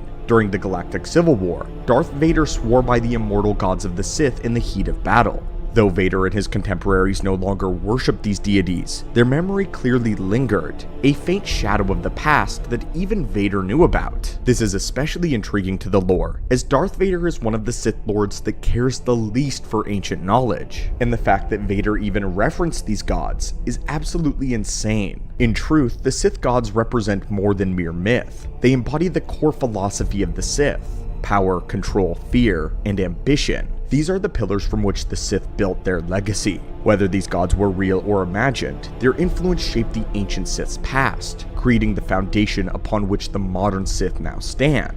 The gods of the Sith are long forgotten though, buried beneath millennia of conquest and bloodshed. Yet their presence endures, not in the prayers of the Sith, but in their actions. For the Sith, divinity has been replaced by dominance, worship by will, and faith by fear. In the end, the only god the Sith serve is power. And so the Sith march, gods in their own eyes, wielding the dark side as both weapon and shield. But the question remains, are the ancients truly gone, or do they still whisper in the shadows, waiting for the right moment to return? But let's go deeper into what the gods actually represented, and for that, we have to go back to the Kasai priests, the purebloods of Korriban, the original interpreters of the dark side. The ancient Sith were no mere conquerors or warriors. The ancient Sith were believers. Long before the Dark Lords that we know, the Sith were a people bound not by blood, but by faith as well. At the heart of their society were the Kasai priests, the priestly caste of the purebloods who served as spiritual leaders, interpreters of the dark side, and intermediaries between the mortal and the divine.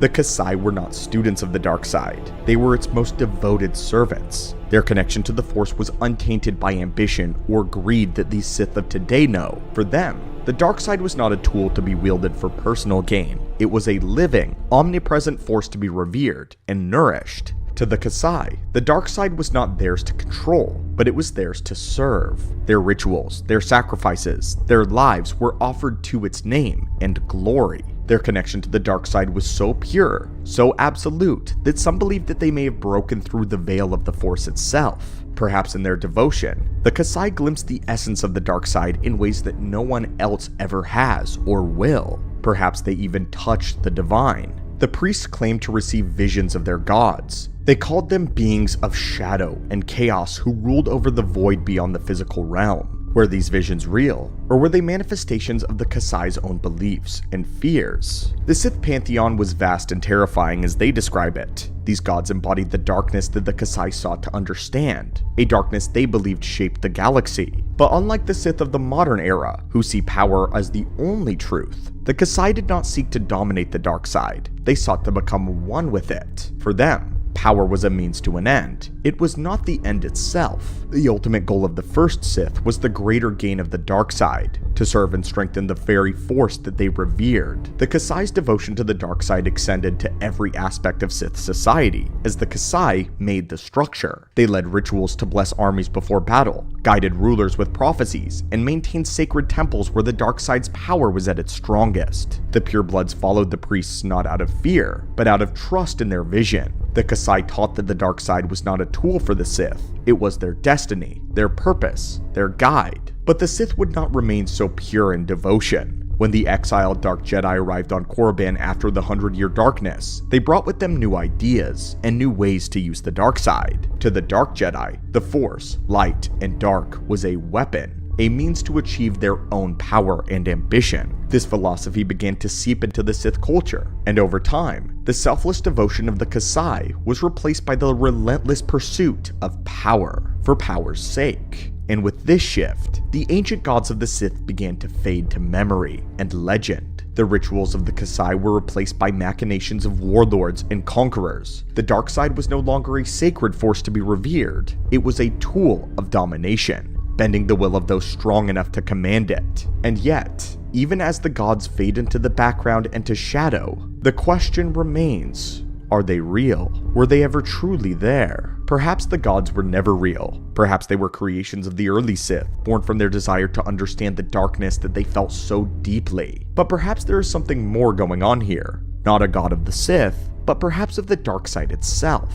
Could the dark side, in its infinite hunger, be more than just a force? Could it be sentient or divine? Could it have a will of its own? A purpose beyond the mortal ambitions of those that use it? These are questions that we may never answer. But if the Kasai were right, if their devotion truly allowed them to glimpse the divine, then perhaps the dark side is not just a power. Perhaps it is a presence. Perhaps the gods of the Sith are not myth, but reflections of something far older, darker, more eternal than we can imagine. The Kasai priests are gone. Their gods are forgotten. their temples abandoned, but their legacy is what remains in the whispers of the dark side, in the shadows that linger at the edge of every Sith's vision. Perhaps there are no Sith gods, but a god or gods of the dark side. That perhaps is a question that is best left unanswered. Treachery and infighting is the way of the Sith. When you have a group of individuals each striving to become the strongest of them all, inevitably they're going to step on each other's toes. When this happens, it is not uncommon for the Sith to begin plotting one another's downfall. But during the ages of the Sith Empires, both the old Sith Empire under Marka Ragnos and the ancient Sith Kings of Korriban,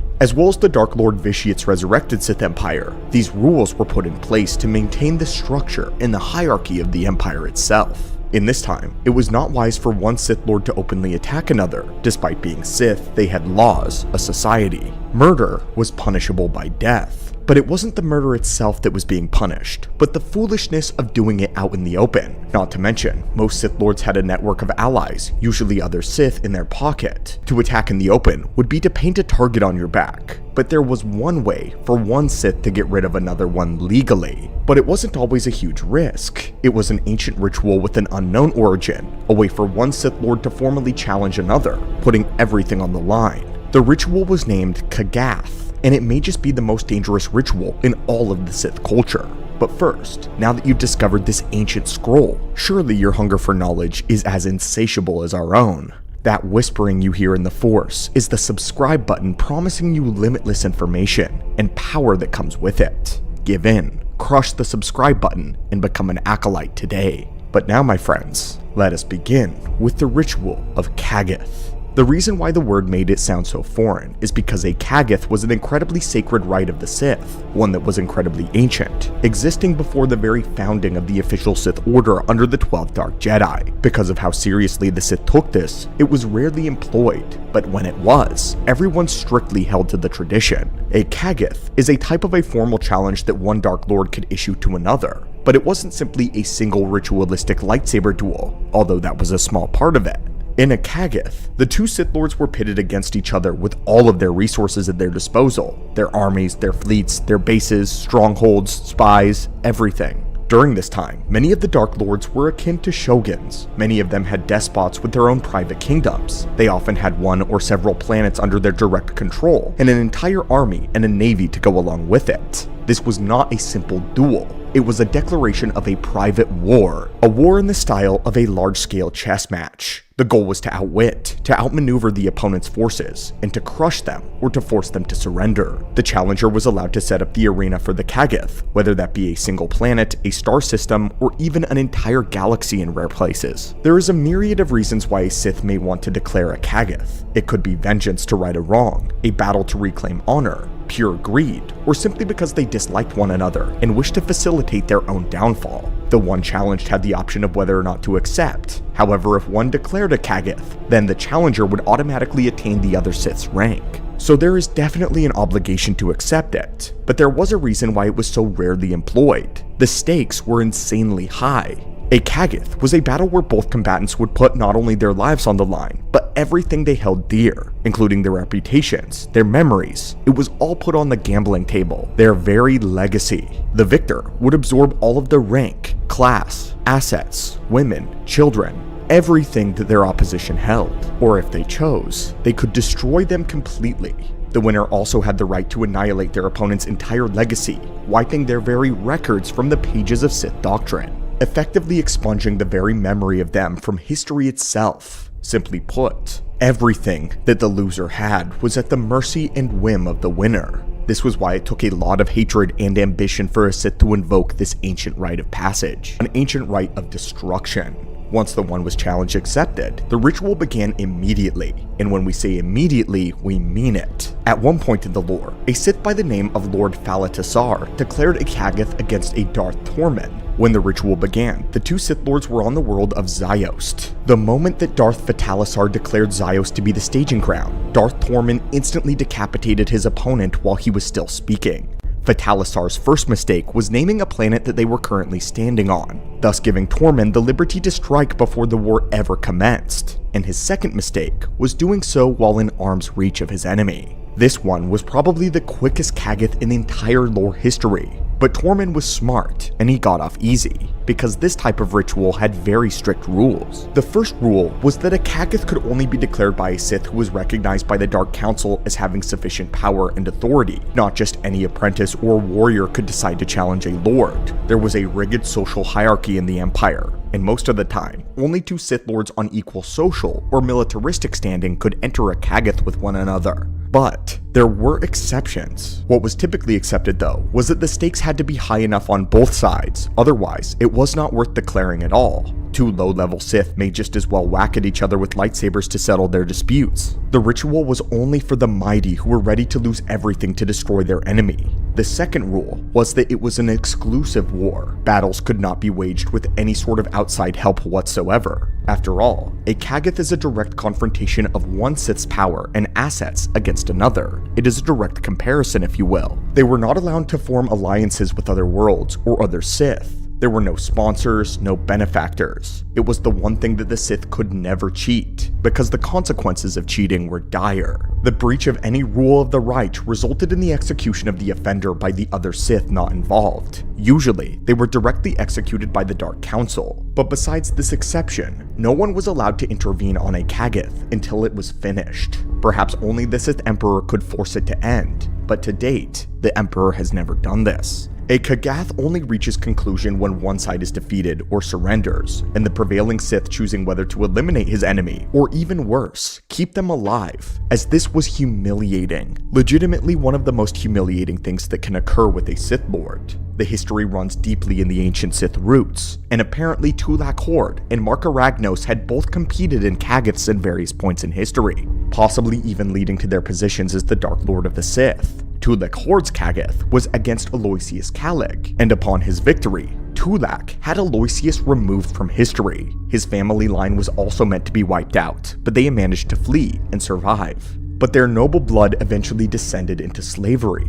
Apparently Ludo Kresh also participated in a Kagath, possibly against his greatest rival Naga Sadow. But despite the very strict rules laid out, not every challenge went the way that one would assume. During the early days of the reconstituted Sith, Darth Victon and a Sith named Kalar entered a Kagath with one another. Their battle resulted in the destruction of the Imperial Citadel, and after this, the two decided to call a truce. But not only were the members of the Dark Council furious at the two for destroying the Citadel, but a truce was against the rules. There could only be a single winner. Calling it even wasn't just a disgrace to the ancient ritual, it was an insult after they had destroyed the ancient Citadel. Both Kalar and Victon were executed by the members of the Dark Council for their crimes. Both of their families were slaughtered publicly, and all of their assets went towards its reconstruction.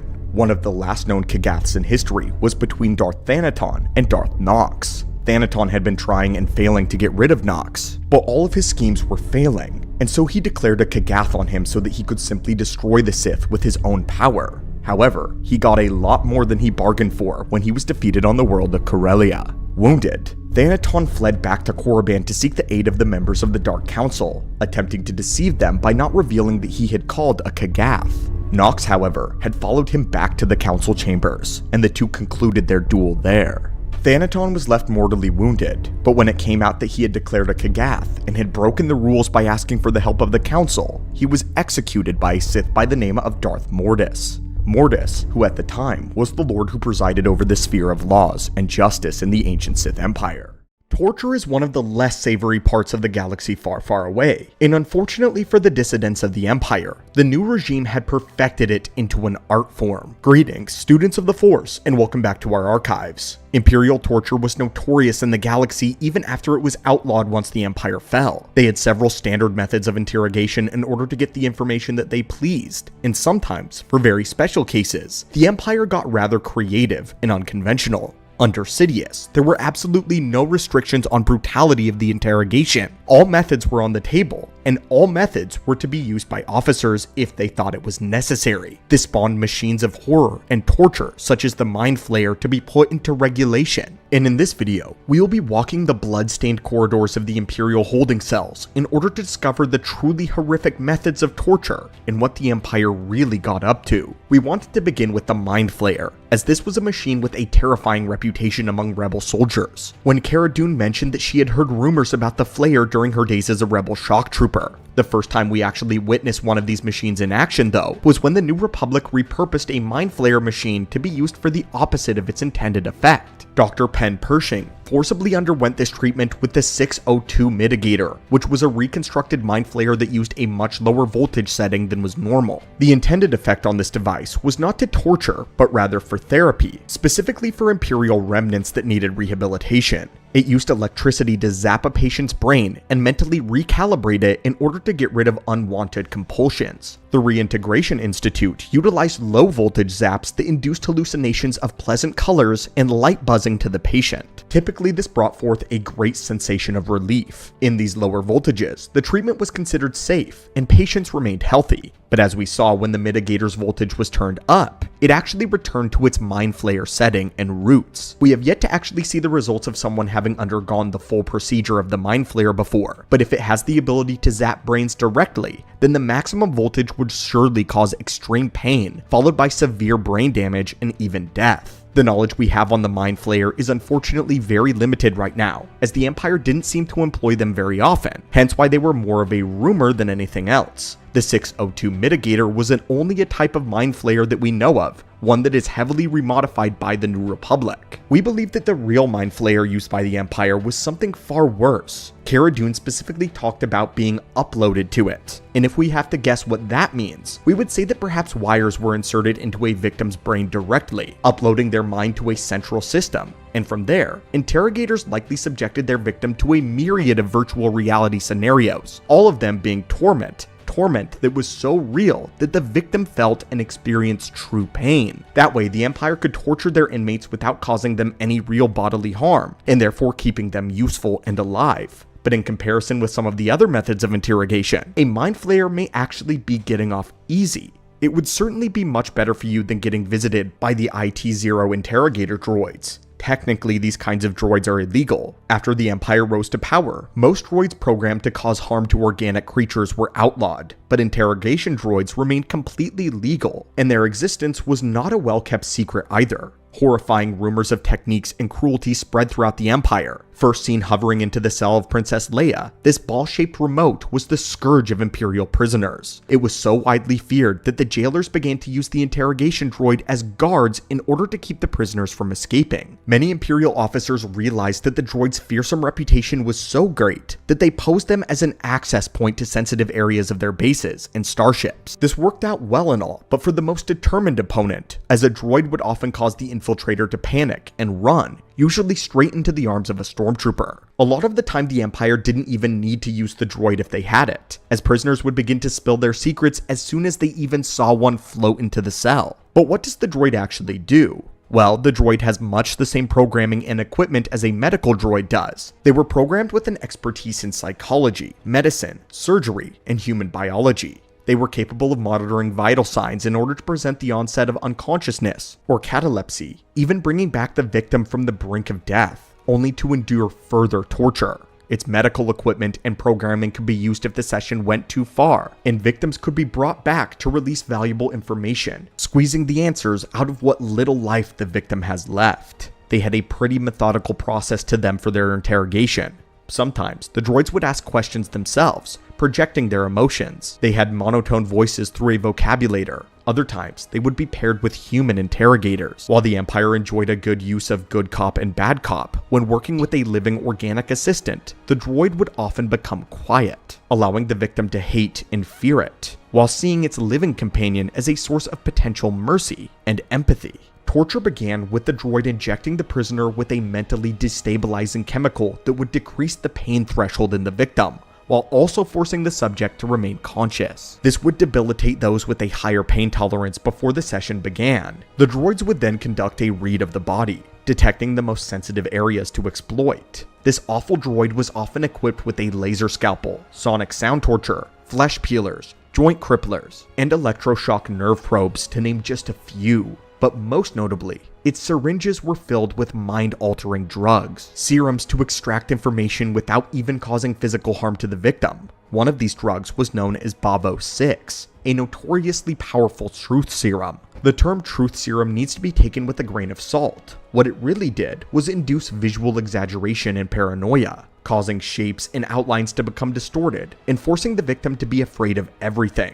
But the drug was more like a fear toxin. The other drugs got a lot more accurate results when sorting through lies. The OV600 was an even more reliable truth serum, one that acted physically upon the victim rather than mentally. When the serum detected the symptoms of lie-telling, such as certain changes in the heartbeat or chemical imbalances, the drug caused the victim's flesh to break out in a painful rash. The serum was powerful enough to cause death in severe cases. A single torture session would usually last well over an hour, as the droid has onboard systems in order to record the entire process in case any information was lost in the screams of the prisoner. When Princess Leia underwent her probe, the Empire had to go about her interrogation in a unique way. For political reasons, they couldn't have any physical marks left on the princess. So Vader had injected her with a mind-altering hallucinogen, one that made her more susceptible to suggestion. With mere words, Leia began imagining herself in unbearable pain, though she was not undergoing any physical harm whatsoever. What's interesting though, is her uncanny fortitude kept her from divulging any rebel secrets. While machines like the Mind Flayer and the ITO interrogator droids were definitely more convenient, there were more times when Imperial agents and Vader were caught without the conventional methods of torture. When this happened, they had to get creative. Vader himself was known for being quite resourceful with what he could get on hand, and unfortunately for Han Solo, he would be the beta tester for a scan grid. In The Empire Strikes Back, this was actually an improvised torture device used on Cloud City. Vader strapped Han to one, trying to lure Luke to Cloud City.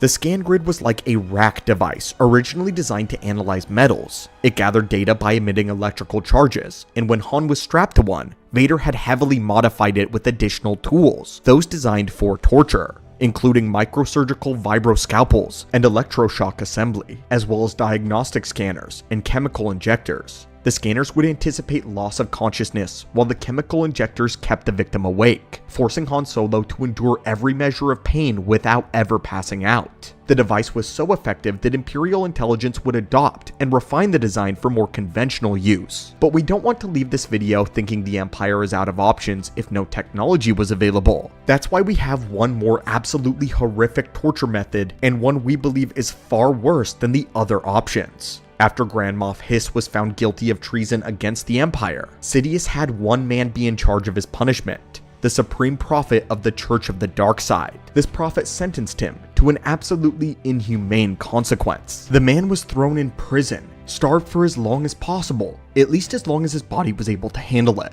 Just enough to bring him to the brink of insanity, and when that happened, he would be served a meal of parasite-infected biscuits. The parasites would slowly eat him from the inside out until the man was no longer with us. It was likely that these parasites were muscle maggots, a burrowing insectoid that entered the victim's muscle tissue and caused extreme pain until the victim finally died. The Empire absolutely perfected torture as an art form, making it their most progressive area of expertise. The Mind Flayer was a walk in the park compared to what Sidious and his Moffs were capable of doing, especially when they were angry enough.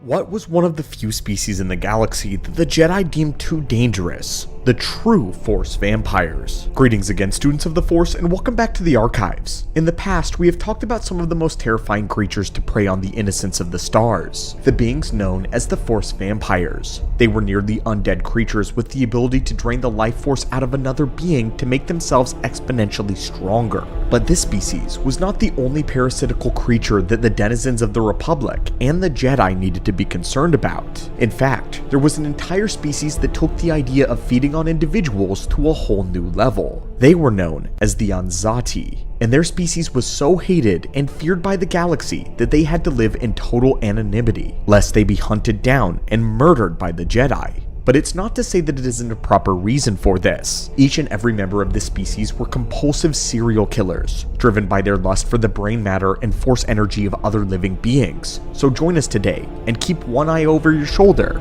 as we are about to stalk the shadows to study the Anzadi vampires. These beings were a peculiar specimen in the Star Wars universe, save for rather bulbous noses and small holes in their cheeks. Other than that, they blended in almost perfectly in normal society. One would not know that there was an Anzadi among their midst until it was far too late. Just like with the Sith, myth and urban legends surrounding their people ironically helped them out a great deal, keeping them shrouded from discerning eyes. But one may be able to learn that the Anzadi is creeping around when their trail of corpses is eventually discovered, leading right to them. They were natural predators, preferring to hunt sentient races of every shape, size, and species. But their tastes were rather specific. They did not care for small or easy pickings. They only wanted to feed on those life force that was strong and powerful. Those who were strong-willed were considered the tastiest, and those who were weak-minded were considered very unsavory. In order to sustain themselves on the same level of an average sentient eating 3 meals, they would have to feed on 12 weak-minded beings a day. Clearly, this was not conducive to remaining anonymous among the stars, so it was in their best interest to find strong-willed creatures, or even a single powerful individual to feed on repeatedly. Their method of feeding was also grotesque. Using a natural ability of hypnosis, they bewitched their victims in a manner similar to a Jedi mind trick. Using telepathy, the Anzadi lured their unsuspecting targets into their grasp, and once they had them, the feeding would begin. Prehensile proboscis similar in appearance to tentacles. They kept these proboscis coiled within their twin cheekbones in order to stay indistinguishable from humans, but once they had their victim in their sights, they would protract these tendrils and snake them into their victim's nostrils and directly into their brain cavity. From here, they would suck out their brain matter, which also contained their force energy, and at this point, the victim would have already awoken from the hypnosis, but could still only struggle in fear. By the time the Anzadi began to feed, there was no escape.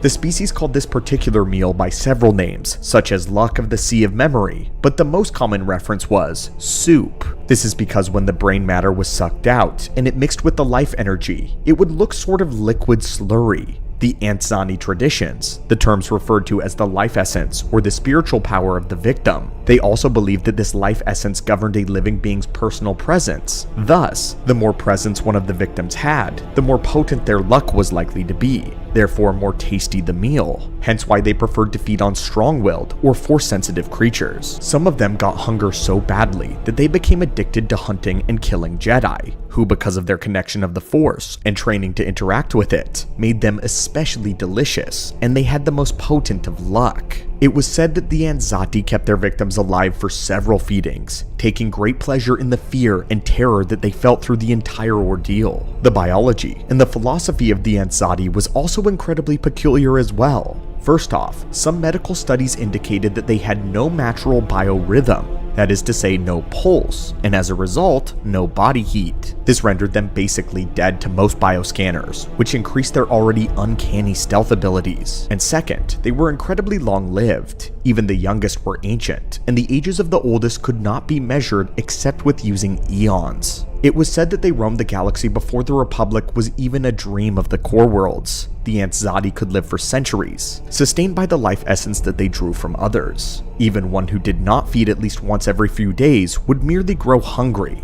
But although it was difficult for them to die by natural means, they were still susceptible to death by starvation. In order to hunt their prey, the Anzadi were much stronger and faster than the average being. They had to be. Even without training, they were naturally at their physical level of a peak human. Anzadi possessed exceptional skill and agility, as quick as the reflexes that could challenge even a trained Jedi Knight. They had a keen sense of smell, and a sixth sense for detecting those that were strong with luck or presence in the Force. While it wasn't a rule that all Anzadi were Force sensitive, many of them were, but they remained untrained by any specific order. They preferred to use any of their own abilities towards the Great Hunt. At this point, some may think that they were effectively immortal, and that because of that, they have become experts in the fields of science, or devote their lifespan to productive breakthroughs in the galaxy. But this simply was not true. The Anzadi could remember things that happened centuries earlier. They had little or no interest though in pursuing the mastery of any given knowledge other than feeding. Some of them did accomplish great feats in science science, art, and engineering, but they hardly felt that these prospects were productive over the hunt. The Anzadi, the important skills to them were to pass on to their offspring gifts of stealth, aggression, beauty in every single kill.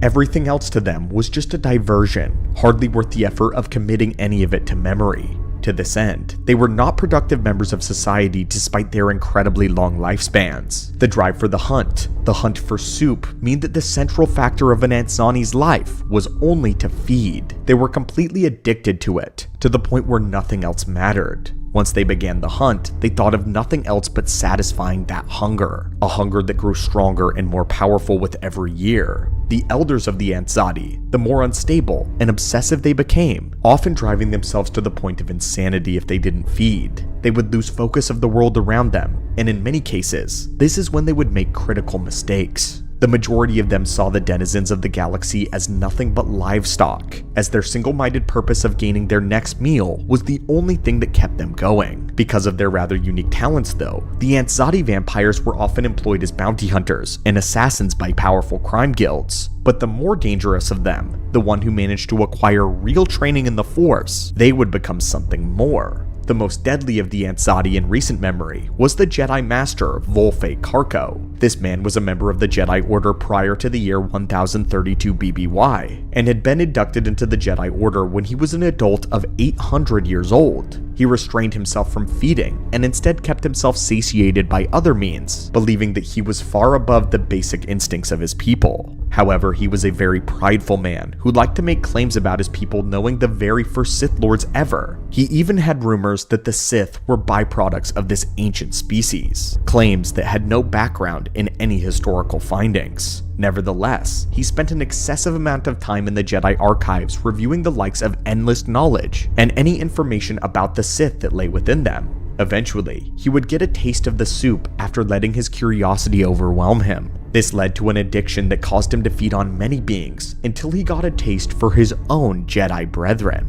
This addiction rapidly developed into his fall to the dark side. The threat posed by Karko's increasing bloodlust caused the High Council to collectively rise up to defeat this one Jedi Master. But rather than executing him, the Council placed him in a stasis chamber on a prison world of Kifex, here where he would remain for over 1,000 years, until the time came just prior to the Clone Wars. He remained completely conscious for every moment, as the Council hoped that as a Jedi Master, this could allow him to contemplate the error of his ways, to become repentant. However, this simply ended up being torture, and he was too far gone, so he spent his time in isolation planning for revenge. He was turned into a Jedi legend, a myth, but he was always far too real. His mental summons drew many of the Anzadi people to the grounds of his imprisonment, where they would worship him as a dark dreamer. He even began to feed on the presences of his own people, but instead of killing him, the vile cannibalism devolved them into feral monstrosities of their former selves, far worse than even the original Anzani. In the year 30 BBY, Karko would lure a Jedi by the name of Aayla Secura to his location of holding, and trick her into releasing him. Taking her mind under his control, he began to put his plans into motion. He would terrorize the world of Kifex, draw the attention of the Jedi, and then he would spring his trap. However, the Jedi who responded was Quinlan Vos, an expert in dealing with the more avant-garde situations of the Sith and of the dark side, and Aayla Secura's Jedi Master. Not to mention, Kifex was his home world, so he had a lot of reasons for being the perfect one to arrive. Although powerful, Karko's plans and his body were cut short by the blade of Quinlan Vos. This, however, was not the end of the problematic Force wielder, or the Anzadi. Nikos Tyrus was another Anzadi Jedi who would eventually fall to the dark side. He was actually the founding member of the Gen Jirai, a religious offshoot of the Jedi Order who believed that the Jedi lied about the foundings of the Sith. Nikos found a Sith journal in the Forbidden section of the archives, an account which told a biased taking of the original Second Great Schism, one that painted the Jedi as the villains and the Dark Jedi as the heroes. And with this false knowledge, Nikos began to embrace the dark side, and would gain a following who would do the same. They tried to strike a balance between both the light and the dark side of the Force, but ultimately followed only the dark. Fortunately, the Genseri only wanted to be protectors. They did not pose significant harm to others, nor did they rise to influence much beyond their own homeworld. Of all of them, this is the best case scenario for a Force-trained Anzani. On Dooku's orders, there were 3 other Anzadi Force sensitives who would become assassins of his during the Clone Wars, and would join Sora Bulk in his dark side crusade against the Jedi Order. Sajay Tasha would be the one to kill the former Chancellor Valorum. Rath Kelko was the one who aided Sora Bulk in assassinating the council member Oppo Rancisis. And then there was Aku Se, who was brought up to train many Anzadi assassins at once to replenish their ranks and form a secret faction of trained Force sensitives. However, it was Jedi Master Thulm who sabotaged their efforts before Dooku could take advantage of having a private vampire army. Maybe he was even planning on using it against Sidious. All in all though, the Anzadi were one of the most dangerous species in the entire galaxy. Because of all of their threats that frequently faced the Jedi Order, these beings flew right under the radar. What else is interesting is despite the Anzadi claiming to have known the ancient Sith, the Dark Lords have little to nothing to do with them until Dooku was the one that decided to make their talents useful. It's possible that their one-track mind to satiate their hunger made them more of a liability to the Sith than an asset, and Dooku was the only one that could really tame it, or at least the only one that tried. But they were still dangerous enough to pose a substantial threat to the Jedi of their time if they ever crossed paths with them or caught their scent. The species would continue to be a problem with no end in sight to their villainy, always remaining in the shadows or among a public crowd. It was impossible to know how many of them there truly were, how many of them were out there in the galaxy at one time, or where they would choose to strike and feed next. They were also one of the rare species in the galaxy that the Jedi held rare prejudice against. Even though they inducted some members into their order, it never worked out successfully.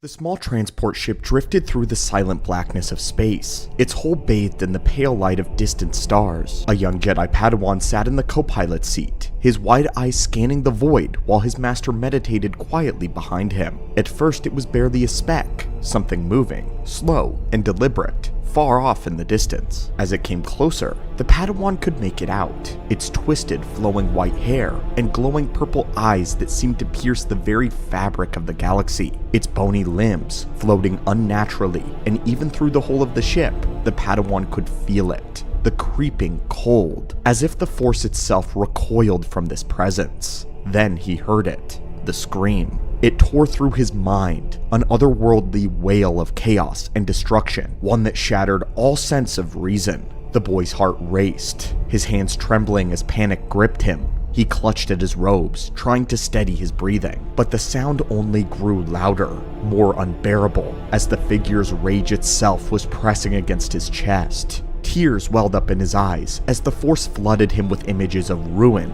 broken stars, dead worlds, and countless screams joining the Phantom's wail. "Master!" he cried out, his voice cracking as he turned to seek the steady, reassuring presence of his teacher. But what he saw stole his breath from his lungs. His master, his once unshakable protector, the weathered Jedi who had faced war and darkness without flinching, without hesitation. His master was crumpled up in the corner of the cockpit. The man's head was bowed, his battle-scarred face streaked with silent tears, his entire body shaking as though the Force had abandoned him entirely. The Padawan froze, his own terror forgotten for a moment, as he stared at the broken figure before him. It was then, in that chilling silence broken only by the Phantom's scream echoing in his mind, that the Padawan finally understood. They were at an end. Whatever that thing was, it was not of the living Force, and no Jedi alive could ever stand against it. Deep in the uncharted void of space, far beyond the grasp of known hyperspace lanes, the Force flows in strange, untamed ways. Out there, where even the most experienced Jedi fear to tread, the Force twists into nexuses of unimaginable power. These are places that are not claimed by the light or the dark. They are something other, an anomaly of the Force existing beyond the Jedi's understanding, or the Sith's. A Force not aligned with balance or chaos. And in the deepest of these nexuses, where the dark side calls most strongly, legends say that this is where the being known as the Star Weirds dwell. The Star Weirds are beings of shadow and terror, manifestations of rage and fear. They are darker than even the most corrupted of Sith. Their hatred for the Force is palpable, an unquenchable fury that drives them to hunt Force sensitives relentlessly. The presence, Jedi or Sith, enrages them as nothing else does, as if the mere existence of the Force within a being causes the Starweird unspeakable pain. Starweirds do not simply kill though, they obliterate. They rip their victims apart with claws, screams, and a hatred that is otherworldly. Yet the best part about a Starweird is their origins remain shrouded in mystery. Some believe that the Starweirds are a punishment, a warning for those that venture too far into the unknown, out beyond the galaxy's edge. The Force itself may twist and break, forming abominations. These creatures exist outside of a physical realm, phasing between reality and some incomprehensible dimension. Encountering a Starweird is said to be purely chance, however, but the terror they bring suggests that there may be more to their presence than pure coincidence. Whispered in darkened corners tell of an intelligence that guides them, of a purpose darker than any known to the galaxy. There are rumors of a Starweird queen, a being of immense power hidden in the void where no light ever reaches. Some say there is a nest, a place where Starweirds gather and multiply, feeding off of the dark side, or something more nefarious. Others in the galaxy dismiss this as pure myth, a story told by smugglers to frighten their rivals. But the tales still persist, growing more chilling with each and every telling. The Jedi Council has long debated the nature of these creatures, yet, even in their wisdom, they failed to uncover the truth. What is known is simple: the Starweirds are real, and they are very deadly. The Starweirds are not like the Sith or other dark side wielders. They serve no ideology, no cause, no conquest. If they serve anything, it is something darker than the dark side. The energies that created them, swirling and chaotic, seem to embody pure destruction. Some Jedi theorize that they are born of the dark side's overflow, a physical manifestation of the chaos and the rage that the dark side can no longer contain. Others fear that they are servants of an ancient, forgotten evil, an enemy beyond even the Sith, older. But these are only theories. The truth is more elusive. What makes the Starweird horrifying is how little is truly known about them. Are they creatures of flesh, or spirit, or something else? Do they exist in the way that we understand existence? Those who survive encounters with them speak of their otherworldly presence, as if they were never truly there, and yet more real than anything in the galaxy. It is this unknowable quality that makes the Starweirds a terror that even the Sith do not dare trifle with. To the Jedi, the Starweirds serve as a warning. The Force is vast and mysterious, and its uncharted reaches hold dangers beyond comprehension. Older Jedi often speak of Starweirds with a mix of fear and a strange reverence, calling them the spawn of the dark side. For hundreds of years, they have debated the creature's origins. Are they merely an anomaly, a byproduct of the Force's chaos, or do they serve something greater? Do they have another purpose? The Jedi are no closer to this answer now as they were when they first heard tales of the Starweirds emerging in the galaxy, or no closer than we are exploring today's holocron. The Sith too, though, have encountered these creatures and have paid the price. Even the most powerful of Sith Lords cannot bend them to their will. The Starweirds do not respond to manipulation nor control. They exist outside of the boundaries of power and ambition, outside of the galaxy. To the Sith, they serve as a reminder that the dark side, for all of its strength, can never truly be tamed. This is why some members of the Sith species fear Starweirds more than any Jedi, for they represent a chaos that not even the Sith can master. The true nature of the Starweirds may never be known. Perhaps they are merely a myth, a story told to explain the horrors of deep space. Perhaps they are punishment, a reminder that there are places in the galaxy where mortals are not meant to venture. Or perhaps they're worse, a harbinger of darkness that lies beyond the edge of the galaxy, waiting,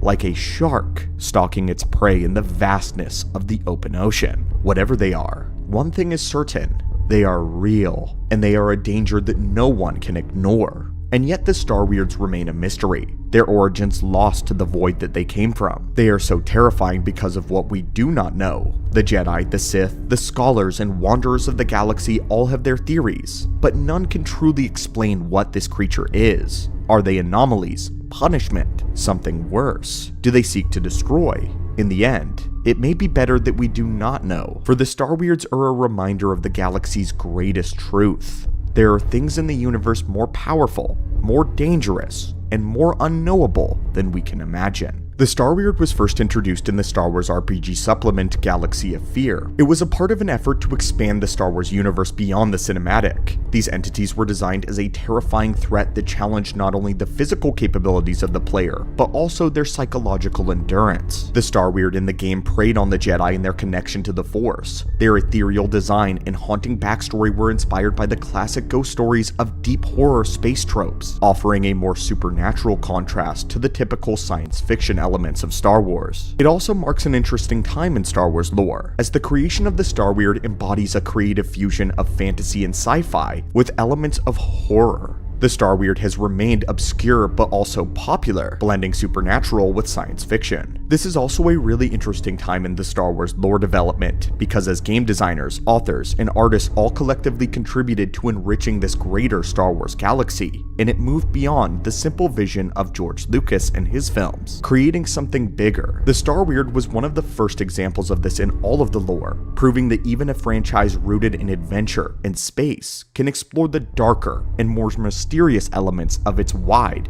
vast galaxy. After this, the appearances of the Star Weird get even more obscure, as in 2005, they showed up in the Star Wars Insider magazine, The Monsters of Star Wars. And other than a brief appearance recently in Star Wars canon, this is pretty much all we get from the Star Weird in Legends continuity, making it truly a deep cut into the lore. But anyway guys, I hope you enjoyed today's holocron about the Star Weird, how we went a little bit more in detail about the legend of the Star Weird as it is viewed in the Star Wars galaxy, less so about the concrete origins of the creature.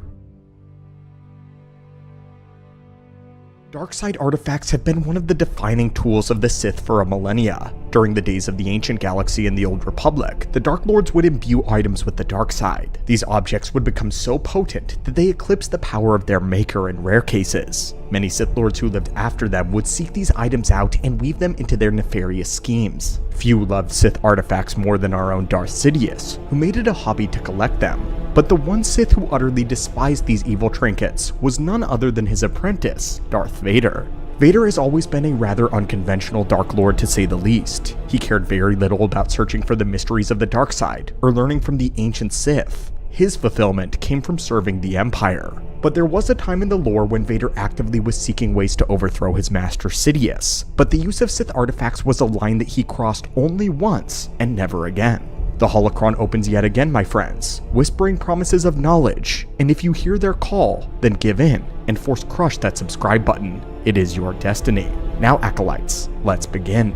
Upon having his body and his potential taken away, it became uncertain how Vader would ever overthrow the Emperor. In the novel Dark Lord: The Rise of Darth Vader, the newly suited Anakin was strolling through the ruins of the Jedi Temple. As he walks, in his mind, he mentions how he has not forgotten the fact that his new master was the one that engineered the Clone Wars, and that the last 3 years of Anakin's life, which had been a living hell, was all due to Palpatine. Nor had it gone over his head that Palpatine had simply used him as a tool to destroy the Jedi. Whether or not Vader agreed on whether the order should fall or not was irrelevant. The fact is that Vader had been a pawn, and he hated it. And he didn't appreciate being manipulated to this extent. Sidious had lied to him, taken everything from him. He had promised a way to save his wife Padme, and he had not delivered. The dark side was a sham that has cost him his very life, his friends, his marriage, and even his body. But now Darth Vader has nothing else but the dark side, and a new master to serve. But this is a young, wounded, aggressive Vader, and on that day he promised that Sidious would pay, vowing revenge on a day that would one day come. But how to achieve his revenge was a problem all its own. With his body damaged beyond repair, Vader was now cut down to being 20% less of the Emperor's total strength. While Sidious believed his apprentice's limitations were merely more psychological, Vader had yet to realize this, and even if Vader had, there was still the matter of his suit. Sidious had constructed Vader's armor to have a built-in Achilles heel. The alloy it was constructed from was superconductive to electricity. This of course made him extremely vulnerable to the Emperor's greatest weapon, Sith lightning. Not to mention in the early days, Anakin was still attempting to use the fact that he couldn't move and fight the way that he used to. His energetic lightsaber style could no longer serve his brand new body. His suit was heavy, the boots were clunky, the wires and the breathing apparatus kept him from being able to twist and turn in freedom, and his chest plate made it difficult to even lift his arms over his head. So on top of everything else, Vader was now having to adjust his whole fighting style to accommodate his new limitations. From Vader's perspective, he could now never hope to defeat Sidious with his own power alone. But of course, as the Sith know well, there are always alternatives. Darkside artifacts were the natural place to go when a Sith needs more power. Despite neither Anakin nor Vader studying history all that much, he was still well aware of the power of these items, and luckily, he had even interacted with a few of them as a Jedi. As Anakin, he had accompanied Obi-Wan as a boy to find the holocron of King Adus. A college professor at the time specialized in Sith history, and had gone mad looking for this exact holocron, and the Jedi were in turn sent to stop him. Anakin would watch this professor quickly lose his mind to obsession as the energies of the dark side took a hold. As a Sith, Vader hunted them down for Palpatine, but he never truly sought them out for his own uses. There are only 2 times in the lore where he actually uses Sith artifacts that we can point to in Legends and canon, but these only really occur when the artifacts are literally dropped in his lap. In Legends, Darth Sidious placed Lord Khan's amulet of invincibility within Darth Vader's right gauntlet. Because of this, Vader's right glove, and only his right glove, was virtually impervious to all forms of damage. But this was not Vader's choice. It was something Sidious infused within his armor during its construction. We don't exactly know why, as it's never stated, but we theorize that Palpatine did this not so much for the benefits of the amulet, but as a way of connecting his apprentice to the dark side. If it only had a small protection radius, then it was basically useless to the Emperor for any purpose besides harnessing its energy, so he passed it on to Vader. The amulet of Lord Khan would remain in Vader's glove his entire life, being one of the few pieces of his armor that survived his death. In canon, once it was Sidious who bequeathed to him another Sith artifact, believing that it would give him inspiration.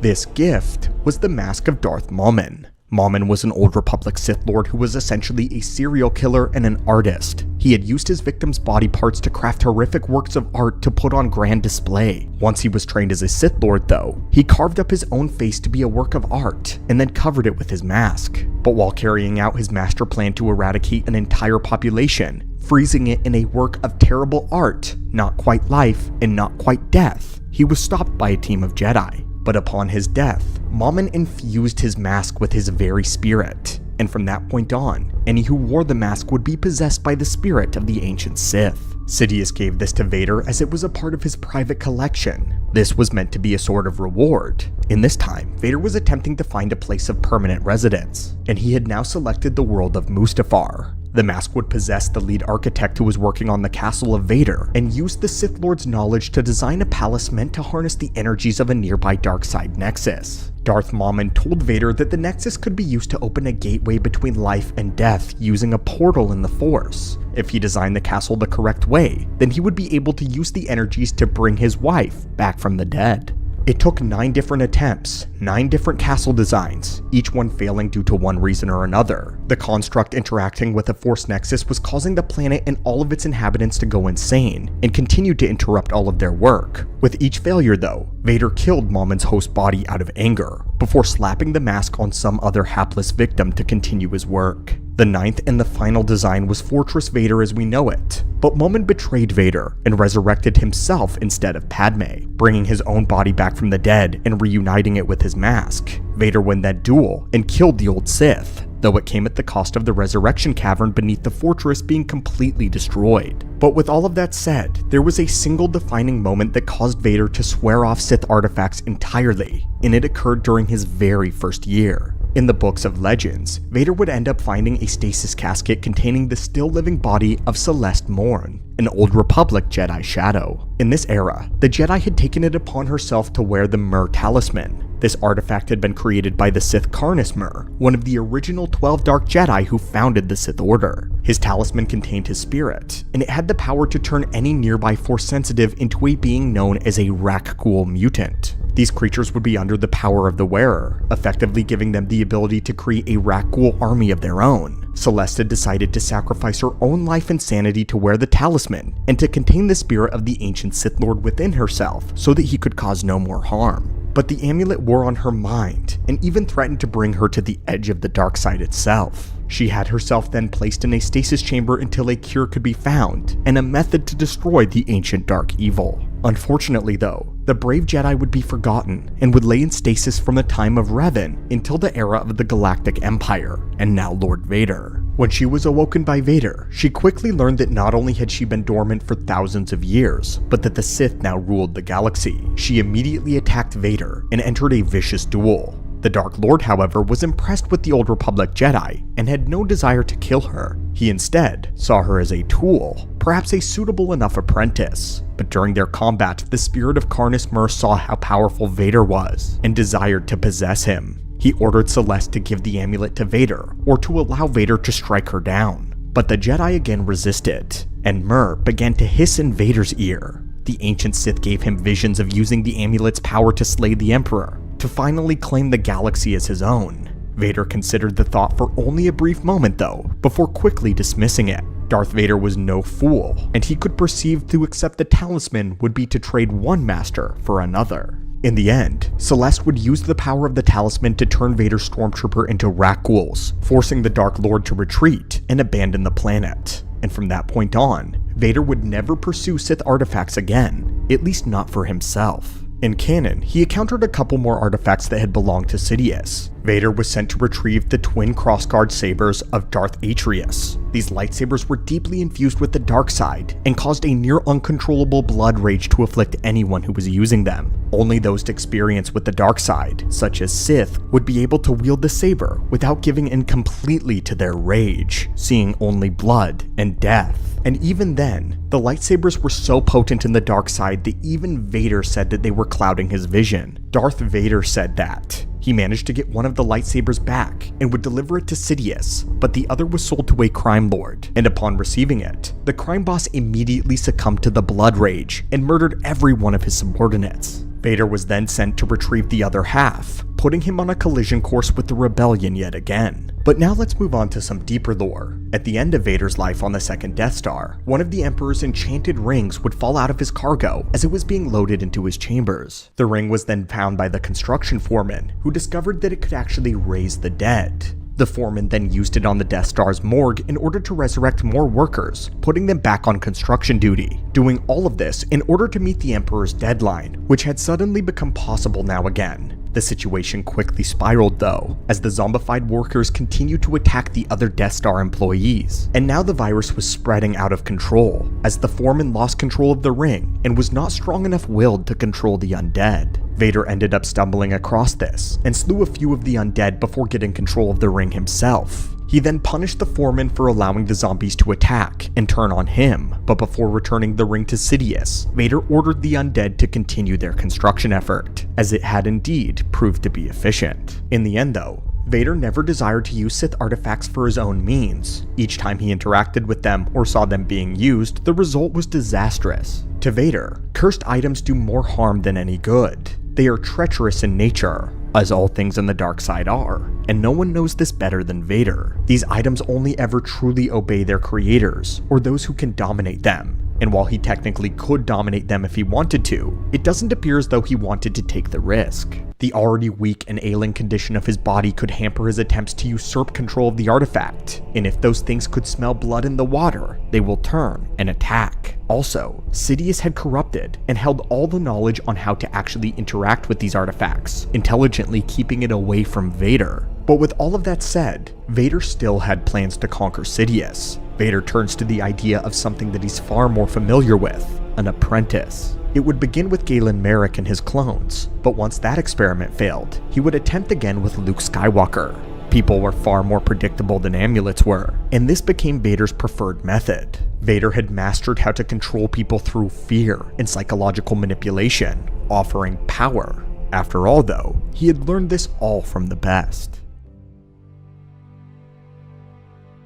Who was the unfortunate apprentice of Darth Nihilus, the Lord of Hunger? And why did he even feel the need to take on an apprentice in the first place? Nihilus is, and always has been, one of the most influential lords of the Old Republic. His name is perfectly representative of the nihilism that he would spread wherever he went. A rejection of moral principles, an obsession with death and decay. Even in places in the galaxy where he had not visited, the average citizen and Jedi were terrified and resigned to their fate at the hands of a life-consuming entity. However, a single person broke from this mold and managed to claw her way out of the bleak darkness that Nihilus had put her in. This was his apprentice, Visas Mar, who defied all odds as a Sith by turning to the light side in the end, despite who her master was. Not only this, but Mar would soon be instrumental in the eventual defeat of Nihilus, playing a pivotal role in toppling one of the most powerful Sith that have ever lived. And yet, hardly anyone talks about Mar. So who exactly was Visas Mar?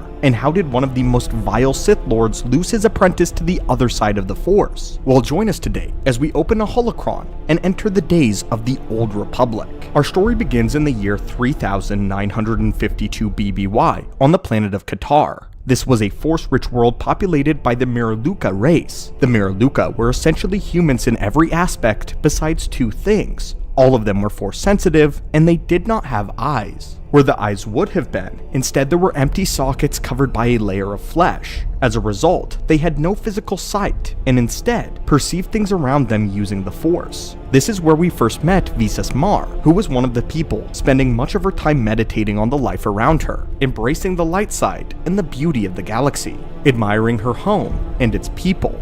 That was until the Dark Lord Nihilus arrived one fateful day. But before we get into this story, a little bit more background. For those of you who watched our holocron detailing the events of the very first Jedi Purge, you will immediately recognize the name of the planet Qatar. Around this time, the Sith triumvirate of Traya, Nihilus, and Sion had been waging a shadow war with a very weakened Jedi Order, picking them off in groups at a time until they were but few in number. The Jedi had no idea in actuality who was hunting them, so a master by the name of Atris called together a great many brilliant Jedi in order to discuss the threat. The location that they decided to rendezvous on was none other than Qatar. However, this meeting was a farce, as Atris had leaked the information about their enclave to the wider galaxy, hoping to draw out this hidden enemy and destroy them swiftly. In response, Nihilus's ghost ship, known as the Ravager, loomed overhead the peaceful planet where the Jedi were meant to rendezvous. He cared little for any Jedi trap.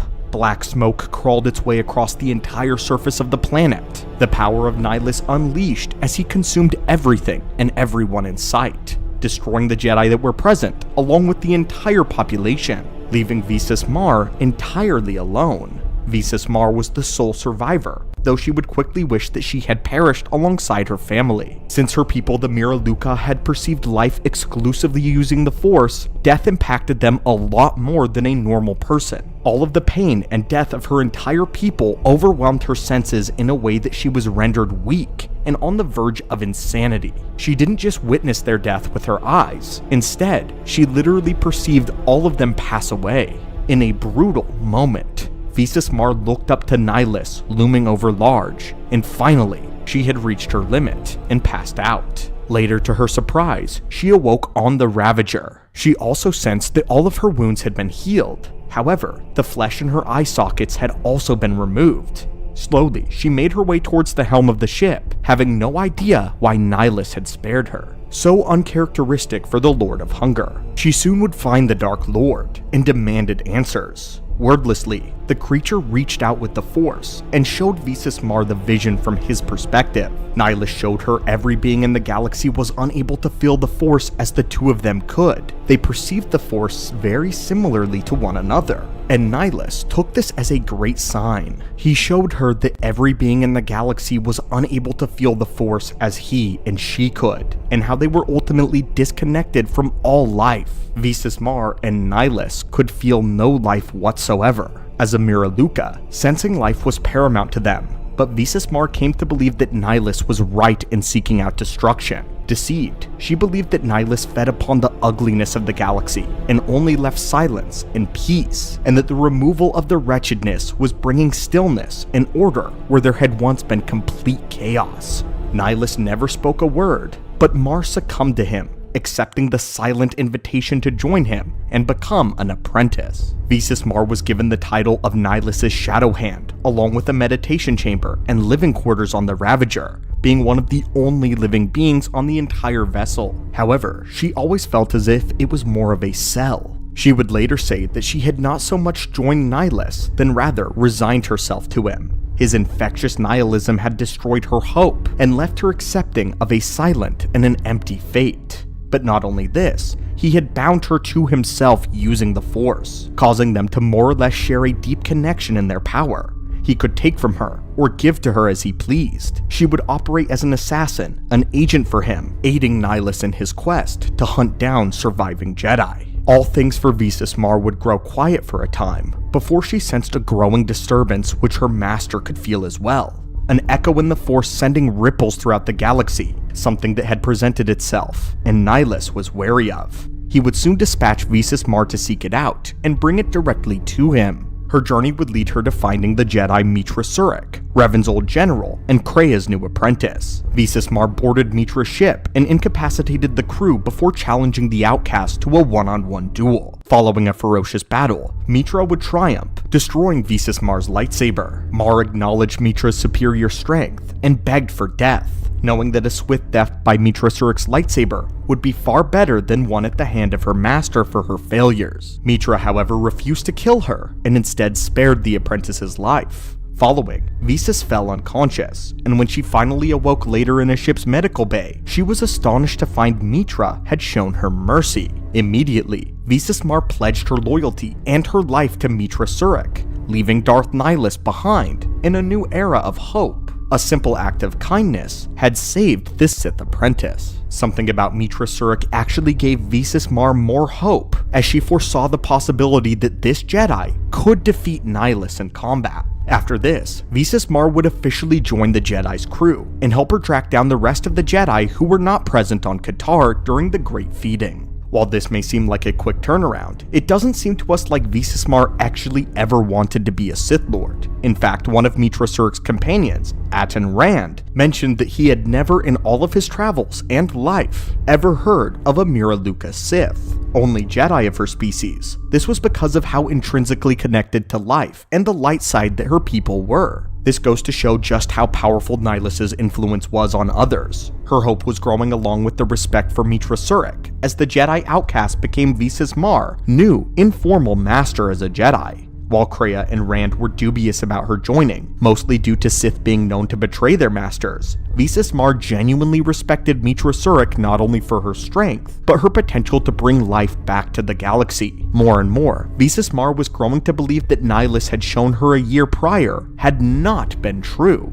and was a complete lie. Along with finding more Jedi, Visas Marr would give important information to Meetra Surik about how to stop Nihilus. She was still very nervous as to whether or not she could actually do it, but Visas had a vision of the future, revealing what the Jedi would need in a final fight with Nihilus. Visas Marr would eventually be a part of the very elite strike team led by Meetra Surik as they boarded the Ravager, the home of Nihilus. While exploring the dead ship, Visas Marr revisited her cell and had one more moment of meditation. In this moment, she finally came to peace with what had happened to her planet and her people, reaching peace and closure. Filled with a new sense of power and gifts of the light side, Visas Marr approached the bridge of the ship. However, the power of the Dark Lord was unrivaled, and the two of them were easily overwhelmed. Freezing Meetra Surik and her companions in place, Nihilus offered Visas Marr mercy and a place back at his side if she should only turn on Meetra and strike her down. Visas pretended to agree, only to bring Nihilus's defenses down.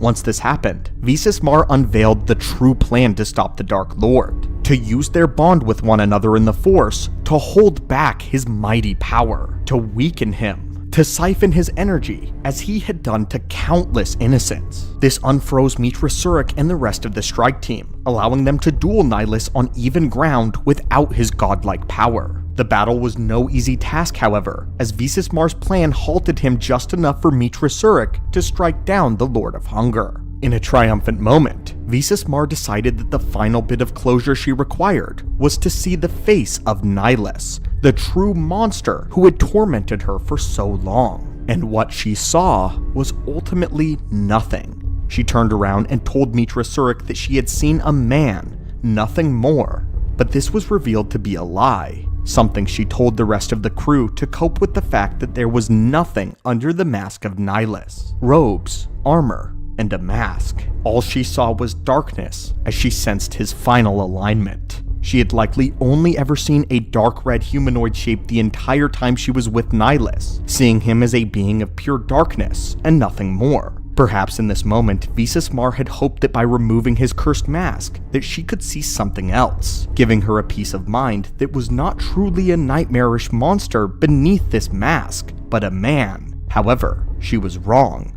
and Nihilus was a creature of shadow. She could not bear to share the information that she now knew was fact, and to prove this point, Nihilus's body would vanish and explode with dark side energy. He truly had grown beyond a simple man, something that everyone had feared. Following this though, Visas Mar would remain friends with Mitra Surik for a very long time, and would even play an important role in rebuilding the Jedi Order on her homeworld of Qatar. And that, my friends, was the story of Nihilus's apprentice, and how she ultimately was redeemed and stopped her master. It's surprising that of all people, Nihilus's apprentice would embrace the light side and join the Jedi. It's clear that Visas Mar's heart was never in the dark side, and she only joined because she believed there was no hope for the galaxy, that silence was better than chaos. But all the proof she needed was that Nihilus was wrong, and was ready to raise up arms against him.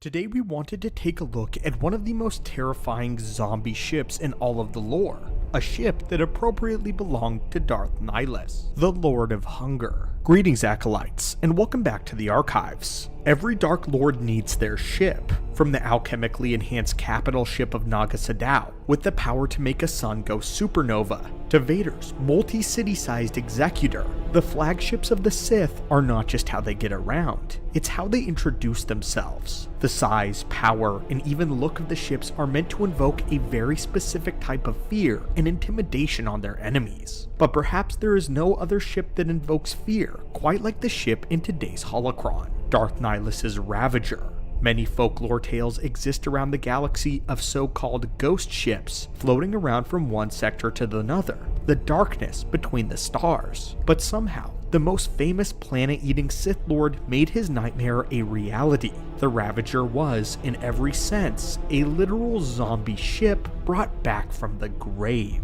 From the moment Nihilus escaped the ruins of Malachor V, all the way to his very last battle at Telos IV, the Ravager stayed with him all this time, as it had no other choice. And today, we are going to be looking at the galaxy's most horrific and terrifying ship, and explaining why the ship of Nihilus takes him to a whole nother level. The origins of the Ravager are quite simple. Initially, it was one of the Republic ships that served during the Mandalorian Wars under the Jedi Revan. It was a Centurion-class battlecruiser, which was rendered basically inoperable after being so heavily shot by Mandalorian weaponry. When the mass shadow generator was activated on Malachor, the Ravager would be one of the many ships yanked straight out of orbit, colliding with the planet's surface. Soon after Nihilus awoke and began to feed, becoming the monster that we know, he would find the dead ship lying on the surface of Malachor. Then, using the dark side of the Force instinctively, he would lift the ship from its grave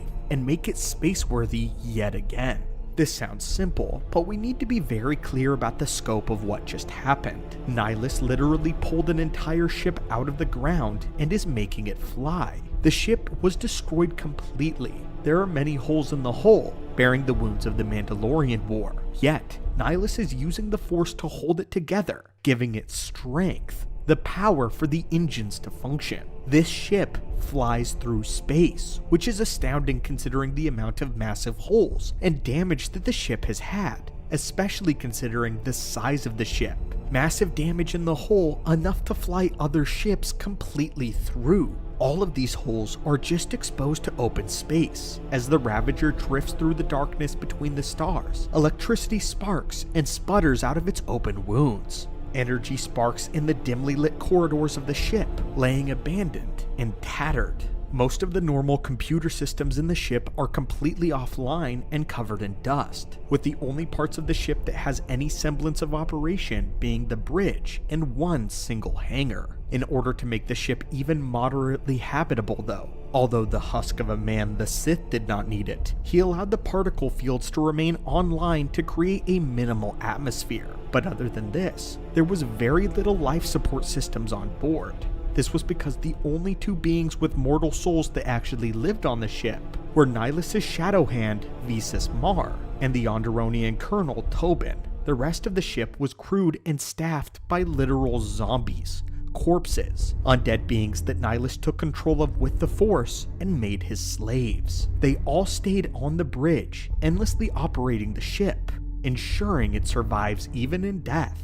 Because Nihilus controlled both the ship and its crew, one may say that the zombie pilots of the Ravager were a single decomposing organism. They were driven and held together by the will of one being, already a horrific figure in and of himself, but this zombie ship was literally a living hell. What's more astounding is that despite being a dead ship, the Ravager was surprisingly formidable. From what we understand, its deflector shields were not operational, yet the ship would withstand a heavy assault of blaster fire from energy starcrafts and even other Republic ships. The Ravager was so strong that during the Battle of Telos IV, the Republic and the Mandalorians were forced to make an alliance, and the Mandalorians sent a small strike team inside of the Ravager to set charges. They had to blow the ship up from the inside because they were not able to bring it down the normal way from the exterior. Without deflector shields, we can only imagine that this was yet another one of Nihilus's tricks and the dark side at use. Somehow his ability to hold the ship together also reinforced the whole based off of his force and his will alone.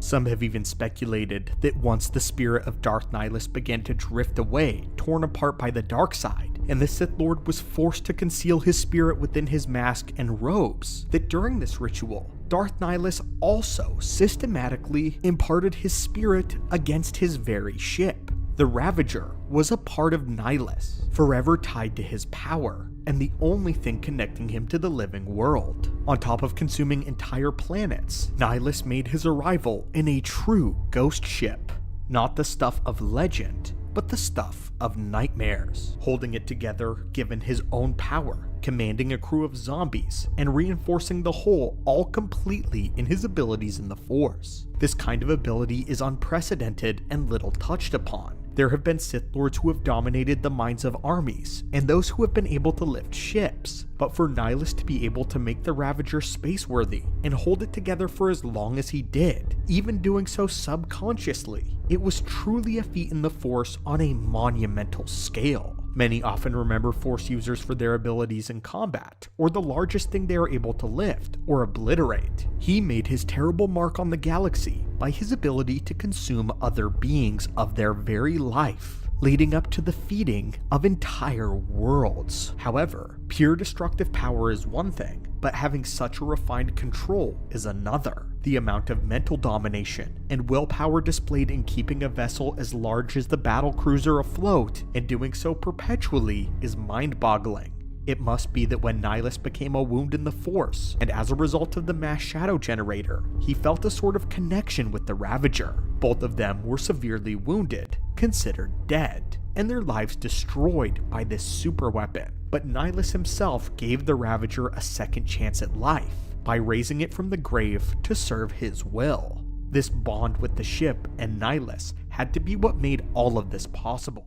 Is Darth Nihilus truly as powerful as people say he is? Or is there more to it? Greetings, and welcome back to the archives. Darth Nihilus, the Lord of Hunger, is revered as one of the most powerful Sith Lords in history. Some even claim that the upper limits of his power could match up to even Vitiate. While he certainly has an impressive reputation, we here at the archives are a bit dubious about the scale of Nihilus's actual power within the lore, especially when comparing him to other powerful Sith Lords. Some of his feats have been a bit embellished over the years, leading to an inflated, and dare we say, misconstrued view of Nihilus's actual upper limits of power. In today's video, we have decided to break down each of his abilities and feats to see if Nihilus can truly stand up to the legends surrounding him. Typically in these power scaling videos, we praise the individual for being much more powerful than initially realized, but today we're taking a bit of a different approach. Since Nihilus is already known as an extremely potent and powerful entity in the Force, we wanted to consider the fact that he may not be as strong as many people realize. We already know this video may be controversial, so we ask you to keep an open mind and to share your thoughts in the comments afterward to see if you approve or reject of our analysis of Nihilus. Before we get into this, we wanted to mention something else. Not all is what meets the eye when we discuss these characters' power levels. These types of videos can often lead one to believe that just about any character is overpowered, especially when we line up their feats back to back. If we were to judge someone like Obi-Wan based off of all his feats collectively, he would look like he could take on Sidious by himself. But it is worth noting that these feats often have specific narrative circumstances in which they are performed, and may not accurately reflect the character's actual overall power level. With that said, Nihilus is already known as someone who is possessive of incredible strength, and his feats are undeniably incredibly impressive. But this ancient Sith has also garnered a false profile as a straight-out planet buster that could functionally replace even the Death Star. And not only this, but many believe that there is literally no one that could kill Nihilus on his worst day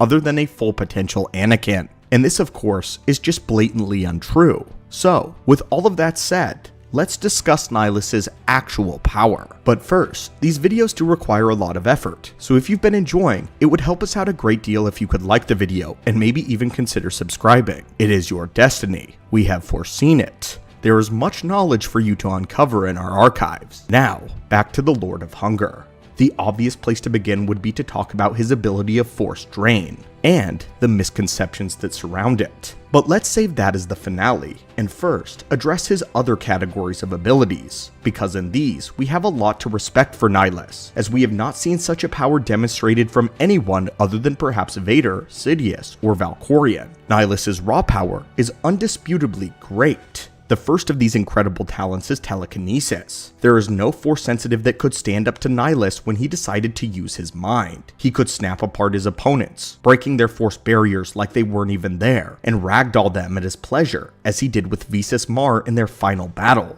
But this shouldn't come as a surprise when we talk about one of his greatest feats in the Force, which is actually the vessel that he travels, his own ship. Known as the Ravager. This was once a Centurion-class battlecruiser which had been grounded during the Mandalorian Wars due to the mass shadow generator's impact. When Nihilus was ready, he had simply torn the ship out of its grave, literally pulling it out of the mass shadow. Despite it being half a skeleton, Nihilus simply held it together with his will. It was essentially a literal zombie ship.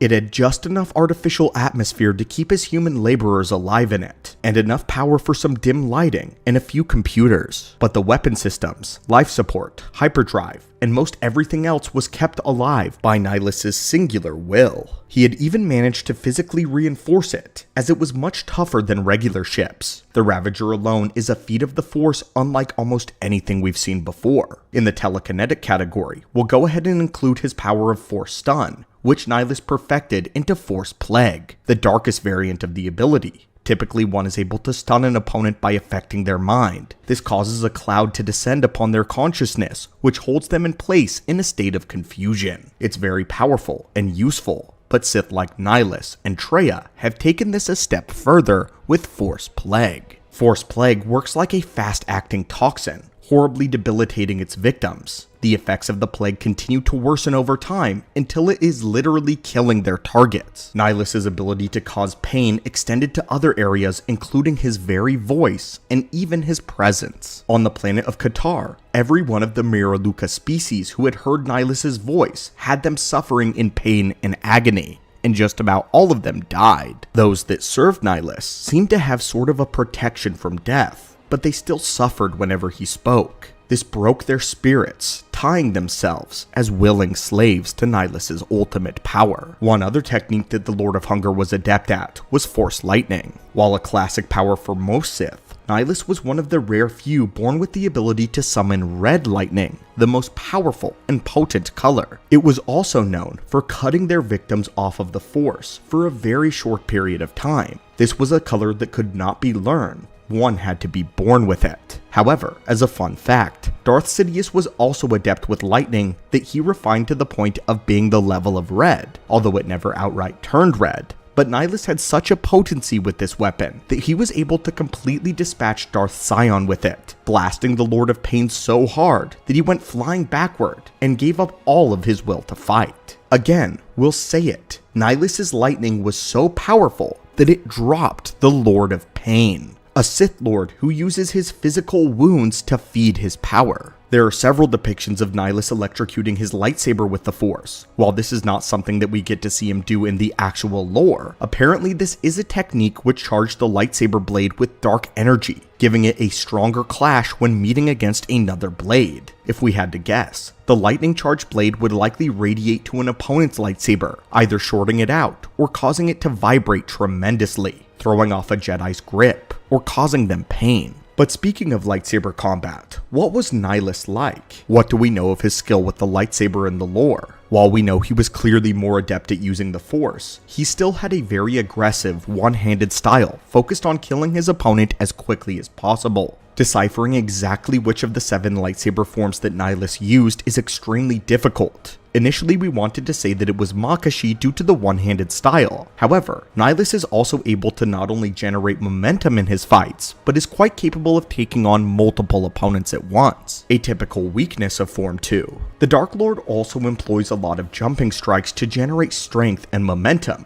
Due to his towering stature and these defining traits, we may place him as a one-handed Gemso practitioner. Yet while this form was aggressive, it was not brutish at all, as we can see a mark of elegance in the way that Nihilus duels. But in his blade combat, he also employs an exceptional amount of Force abilities as well, indicative of techniques from Form 6 Nightman. If we had to guess, Nihilus must have taken Sith knowledge learned from Traya and formulated his own style in the pursuit of his own purposes, likely following in the steps of Exar Kun by using a much more aggressive variant of Form 6, a form which focused on Gemso and Makashi elements in order to craft a deadly style, ensuring that if Nihilus ever had to stoop himself to the level of engaging an enemy with his lightsaber, it would hopefully be over quickly. Nihilus was not a god with the lightsaber, but he was far from a slouch. Despite not caring much for the Sith, Nihilus at least valued it for how it offered him knowledge and aided in his goals. From the Sith, Nihilus learned many esoteric abilities of the dark side. He at least had a working familiarity with even Sith alchemy, as his followers had the ability to dominate the minds of savage beasts. And while we don't see Nihilus doing this, if his followers could do it, we could rest assured that the Dark Lord can as well. Along with this, Nihilus could use other abilities such as Dark Healing and even Essence Transfer. Dark Healing is especially impressive, since healing itself is a foreign ability to the dark side, but for Nihilus, it was more like regenerating lost limbs or gashes to his clothing, since he no longer had a physical body. This is where Essence Transfer comes into play, as he had bound his spirit to not another person, but his mask and his robes, animating them and making them a sort of armor lending to his physical presence. Not only this, but after Nihilus's alleged death, it doesn't even seem apparent that he truly ever died. His spirit, or at least the influence of it, lived on within his mask, possessing and corrupting anyone who would be unwise enough to put it on. The mask was so powerful, it could even bestow Force sensitivity to anyone who wore it, a feat only accomplished one other time by a different artifact, that being the scepter of Marka Ragnos. Nihilus was also able to form Force bonds with people, as he did with Visas Mar, his apprentice. This would bind their powers to one another, but unfortunately, this would backfire on Nihilus, as Visas Mar used this to hold his power back during the final battle. To round out the collection of his esoteric powers, Nihilus could also use Sever Force, and as the name indicates, allowing one to cut off another's ability to touch the Force. Nihilus and Sion together used this power against Darth Traya to throw her out of their empire, and with all of this, it seems like Nihilus truly lives up to the legend. But now, let's get into the true meat and potatoes. Now that we've built the Dark Lord up, let's tear him down. But appropriately, let's talk about his greatest power of all, Force Drain. And with his greatest ability, also is revealed his greatest weakness. Nihilus does not get the name the Lord of Hunger for nothing. This was the ability to consume the life force of any being that he could get close enough to. And this is the power that made him famous. As a walking wound in the Force, Nihilus had an insatiable need to feed the void within him. Otherwise it would threaten to consume his being. His body was eaten away by this void, leaving only his spirit. And in order to not lose that, he had to continue to eat. But the more he fed, the more the hunger demanded of him. His power may grow, but so too did the craving. The imminent threat of his destruction chases him wherever he goes, leading him to become a creature of pure will and intent. No longer a man, barely even a Sith, bent on consuming all life in the galaxy rather than rule. And then would come the universe. His power and force drain was at first an unconscious one. Whilst wandering the wastelands of Malachor 5, he found another survivor of the devastation and accidentally fed upon his life force. He abhorred the experience as it was frightening and nauseating, but for one euphoric moment, all of his pain was gone. But then it returned, worse than ever. Nihilus continued to feed on living people more and more until he was taught by the Sith and taught to consume Jedi. Nihilus learned to be an ambush predator, catching them off guard, stunning them, hiding in the shadows wherever he consumed their force energy, leaving the Jedi empty husks. His power grew until he was able to feed on groups of Jedi at once, and then entire populations. As we are told, his hunger became so powerful that he was able to locate entire worlds throughout the Force, visiting them to feed. But this is where we get the planet-busting misconception. At the archives, we have met a handful who believe that Nihilus visits a planet and then consumes it entirely, destabilizing its core and causing it to rupture. This is not true or accurate to the lore of Nihilus's power though.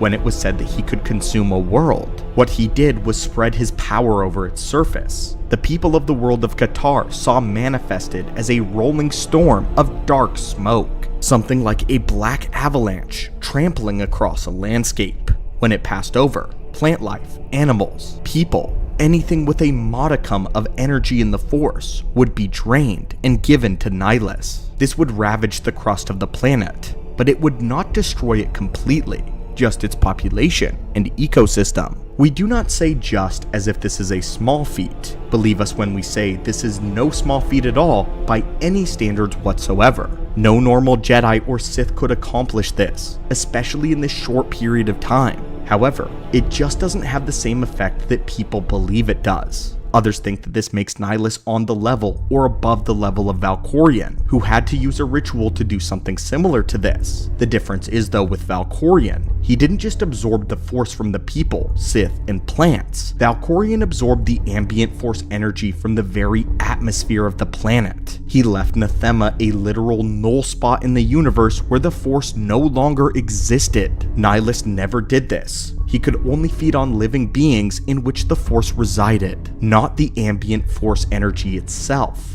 Otherwise, he wouldn't need to feed on people at all. The second is Valkorion Vitiate did not require feeding to support his power, but Nihilus did. He was a slave to his hunger. The gnarling flaw of Nihilus is that his power was entirely dependent on his ability to feed.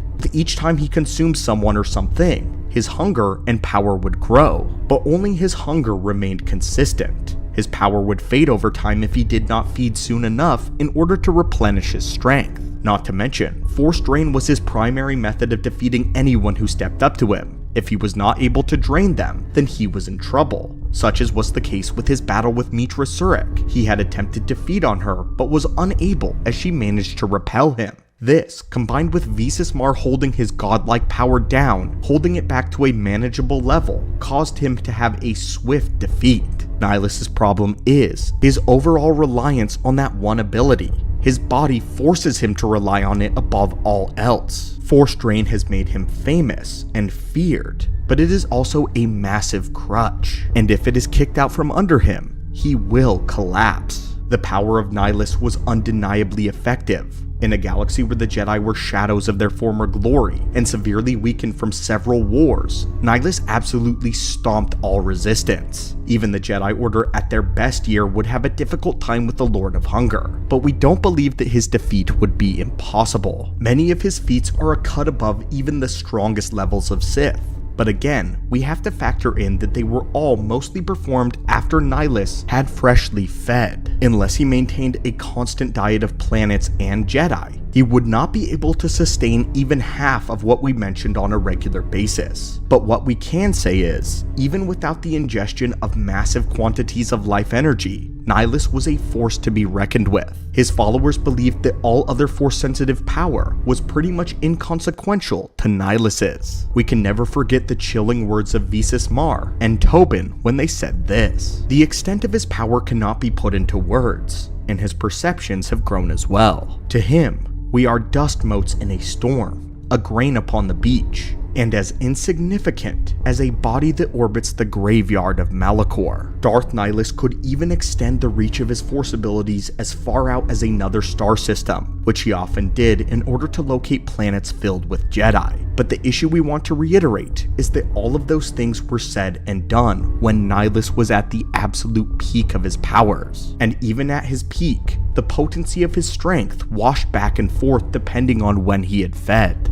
He just wasn't this powerful all of the time, which means that if he got caught lacking just at the right moment, he could lose. And importantly, he did lose. But anyway, my friends, what are your thoughts on this? Had you been one of those who believed that Nihilus could take out just about anyone in Star Wars lore? And has your perceptions on the Sith Lord either been increased or decreased by this video holocron? But as always, we would love to hear what you think of Nihilus down in the comments down below. Where does he rank in terms of some of your favorite Sith Lords? And then, where does he rank in terms of power? As always, my friends, thank you so much for visiting the archives today, especially for these longer videos. And as always, may the Force be with you.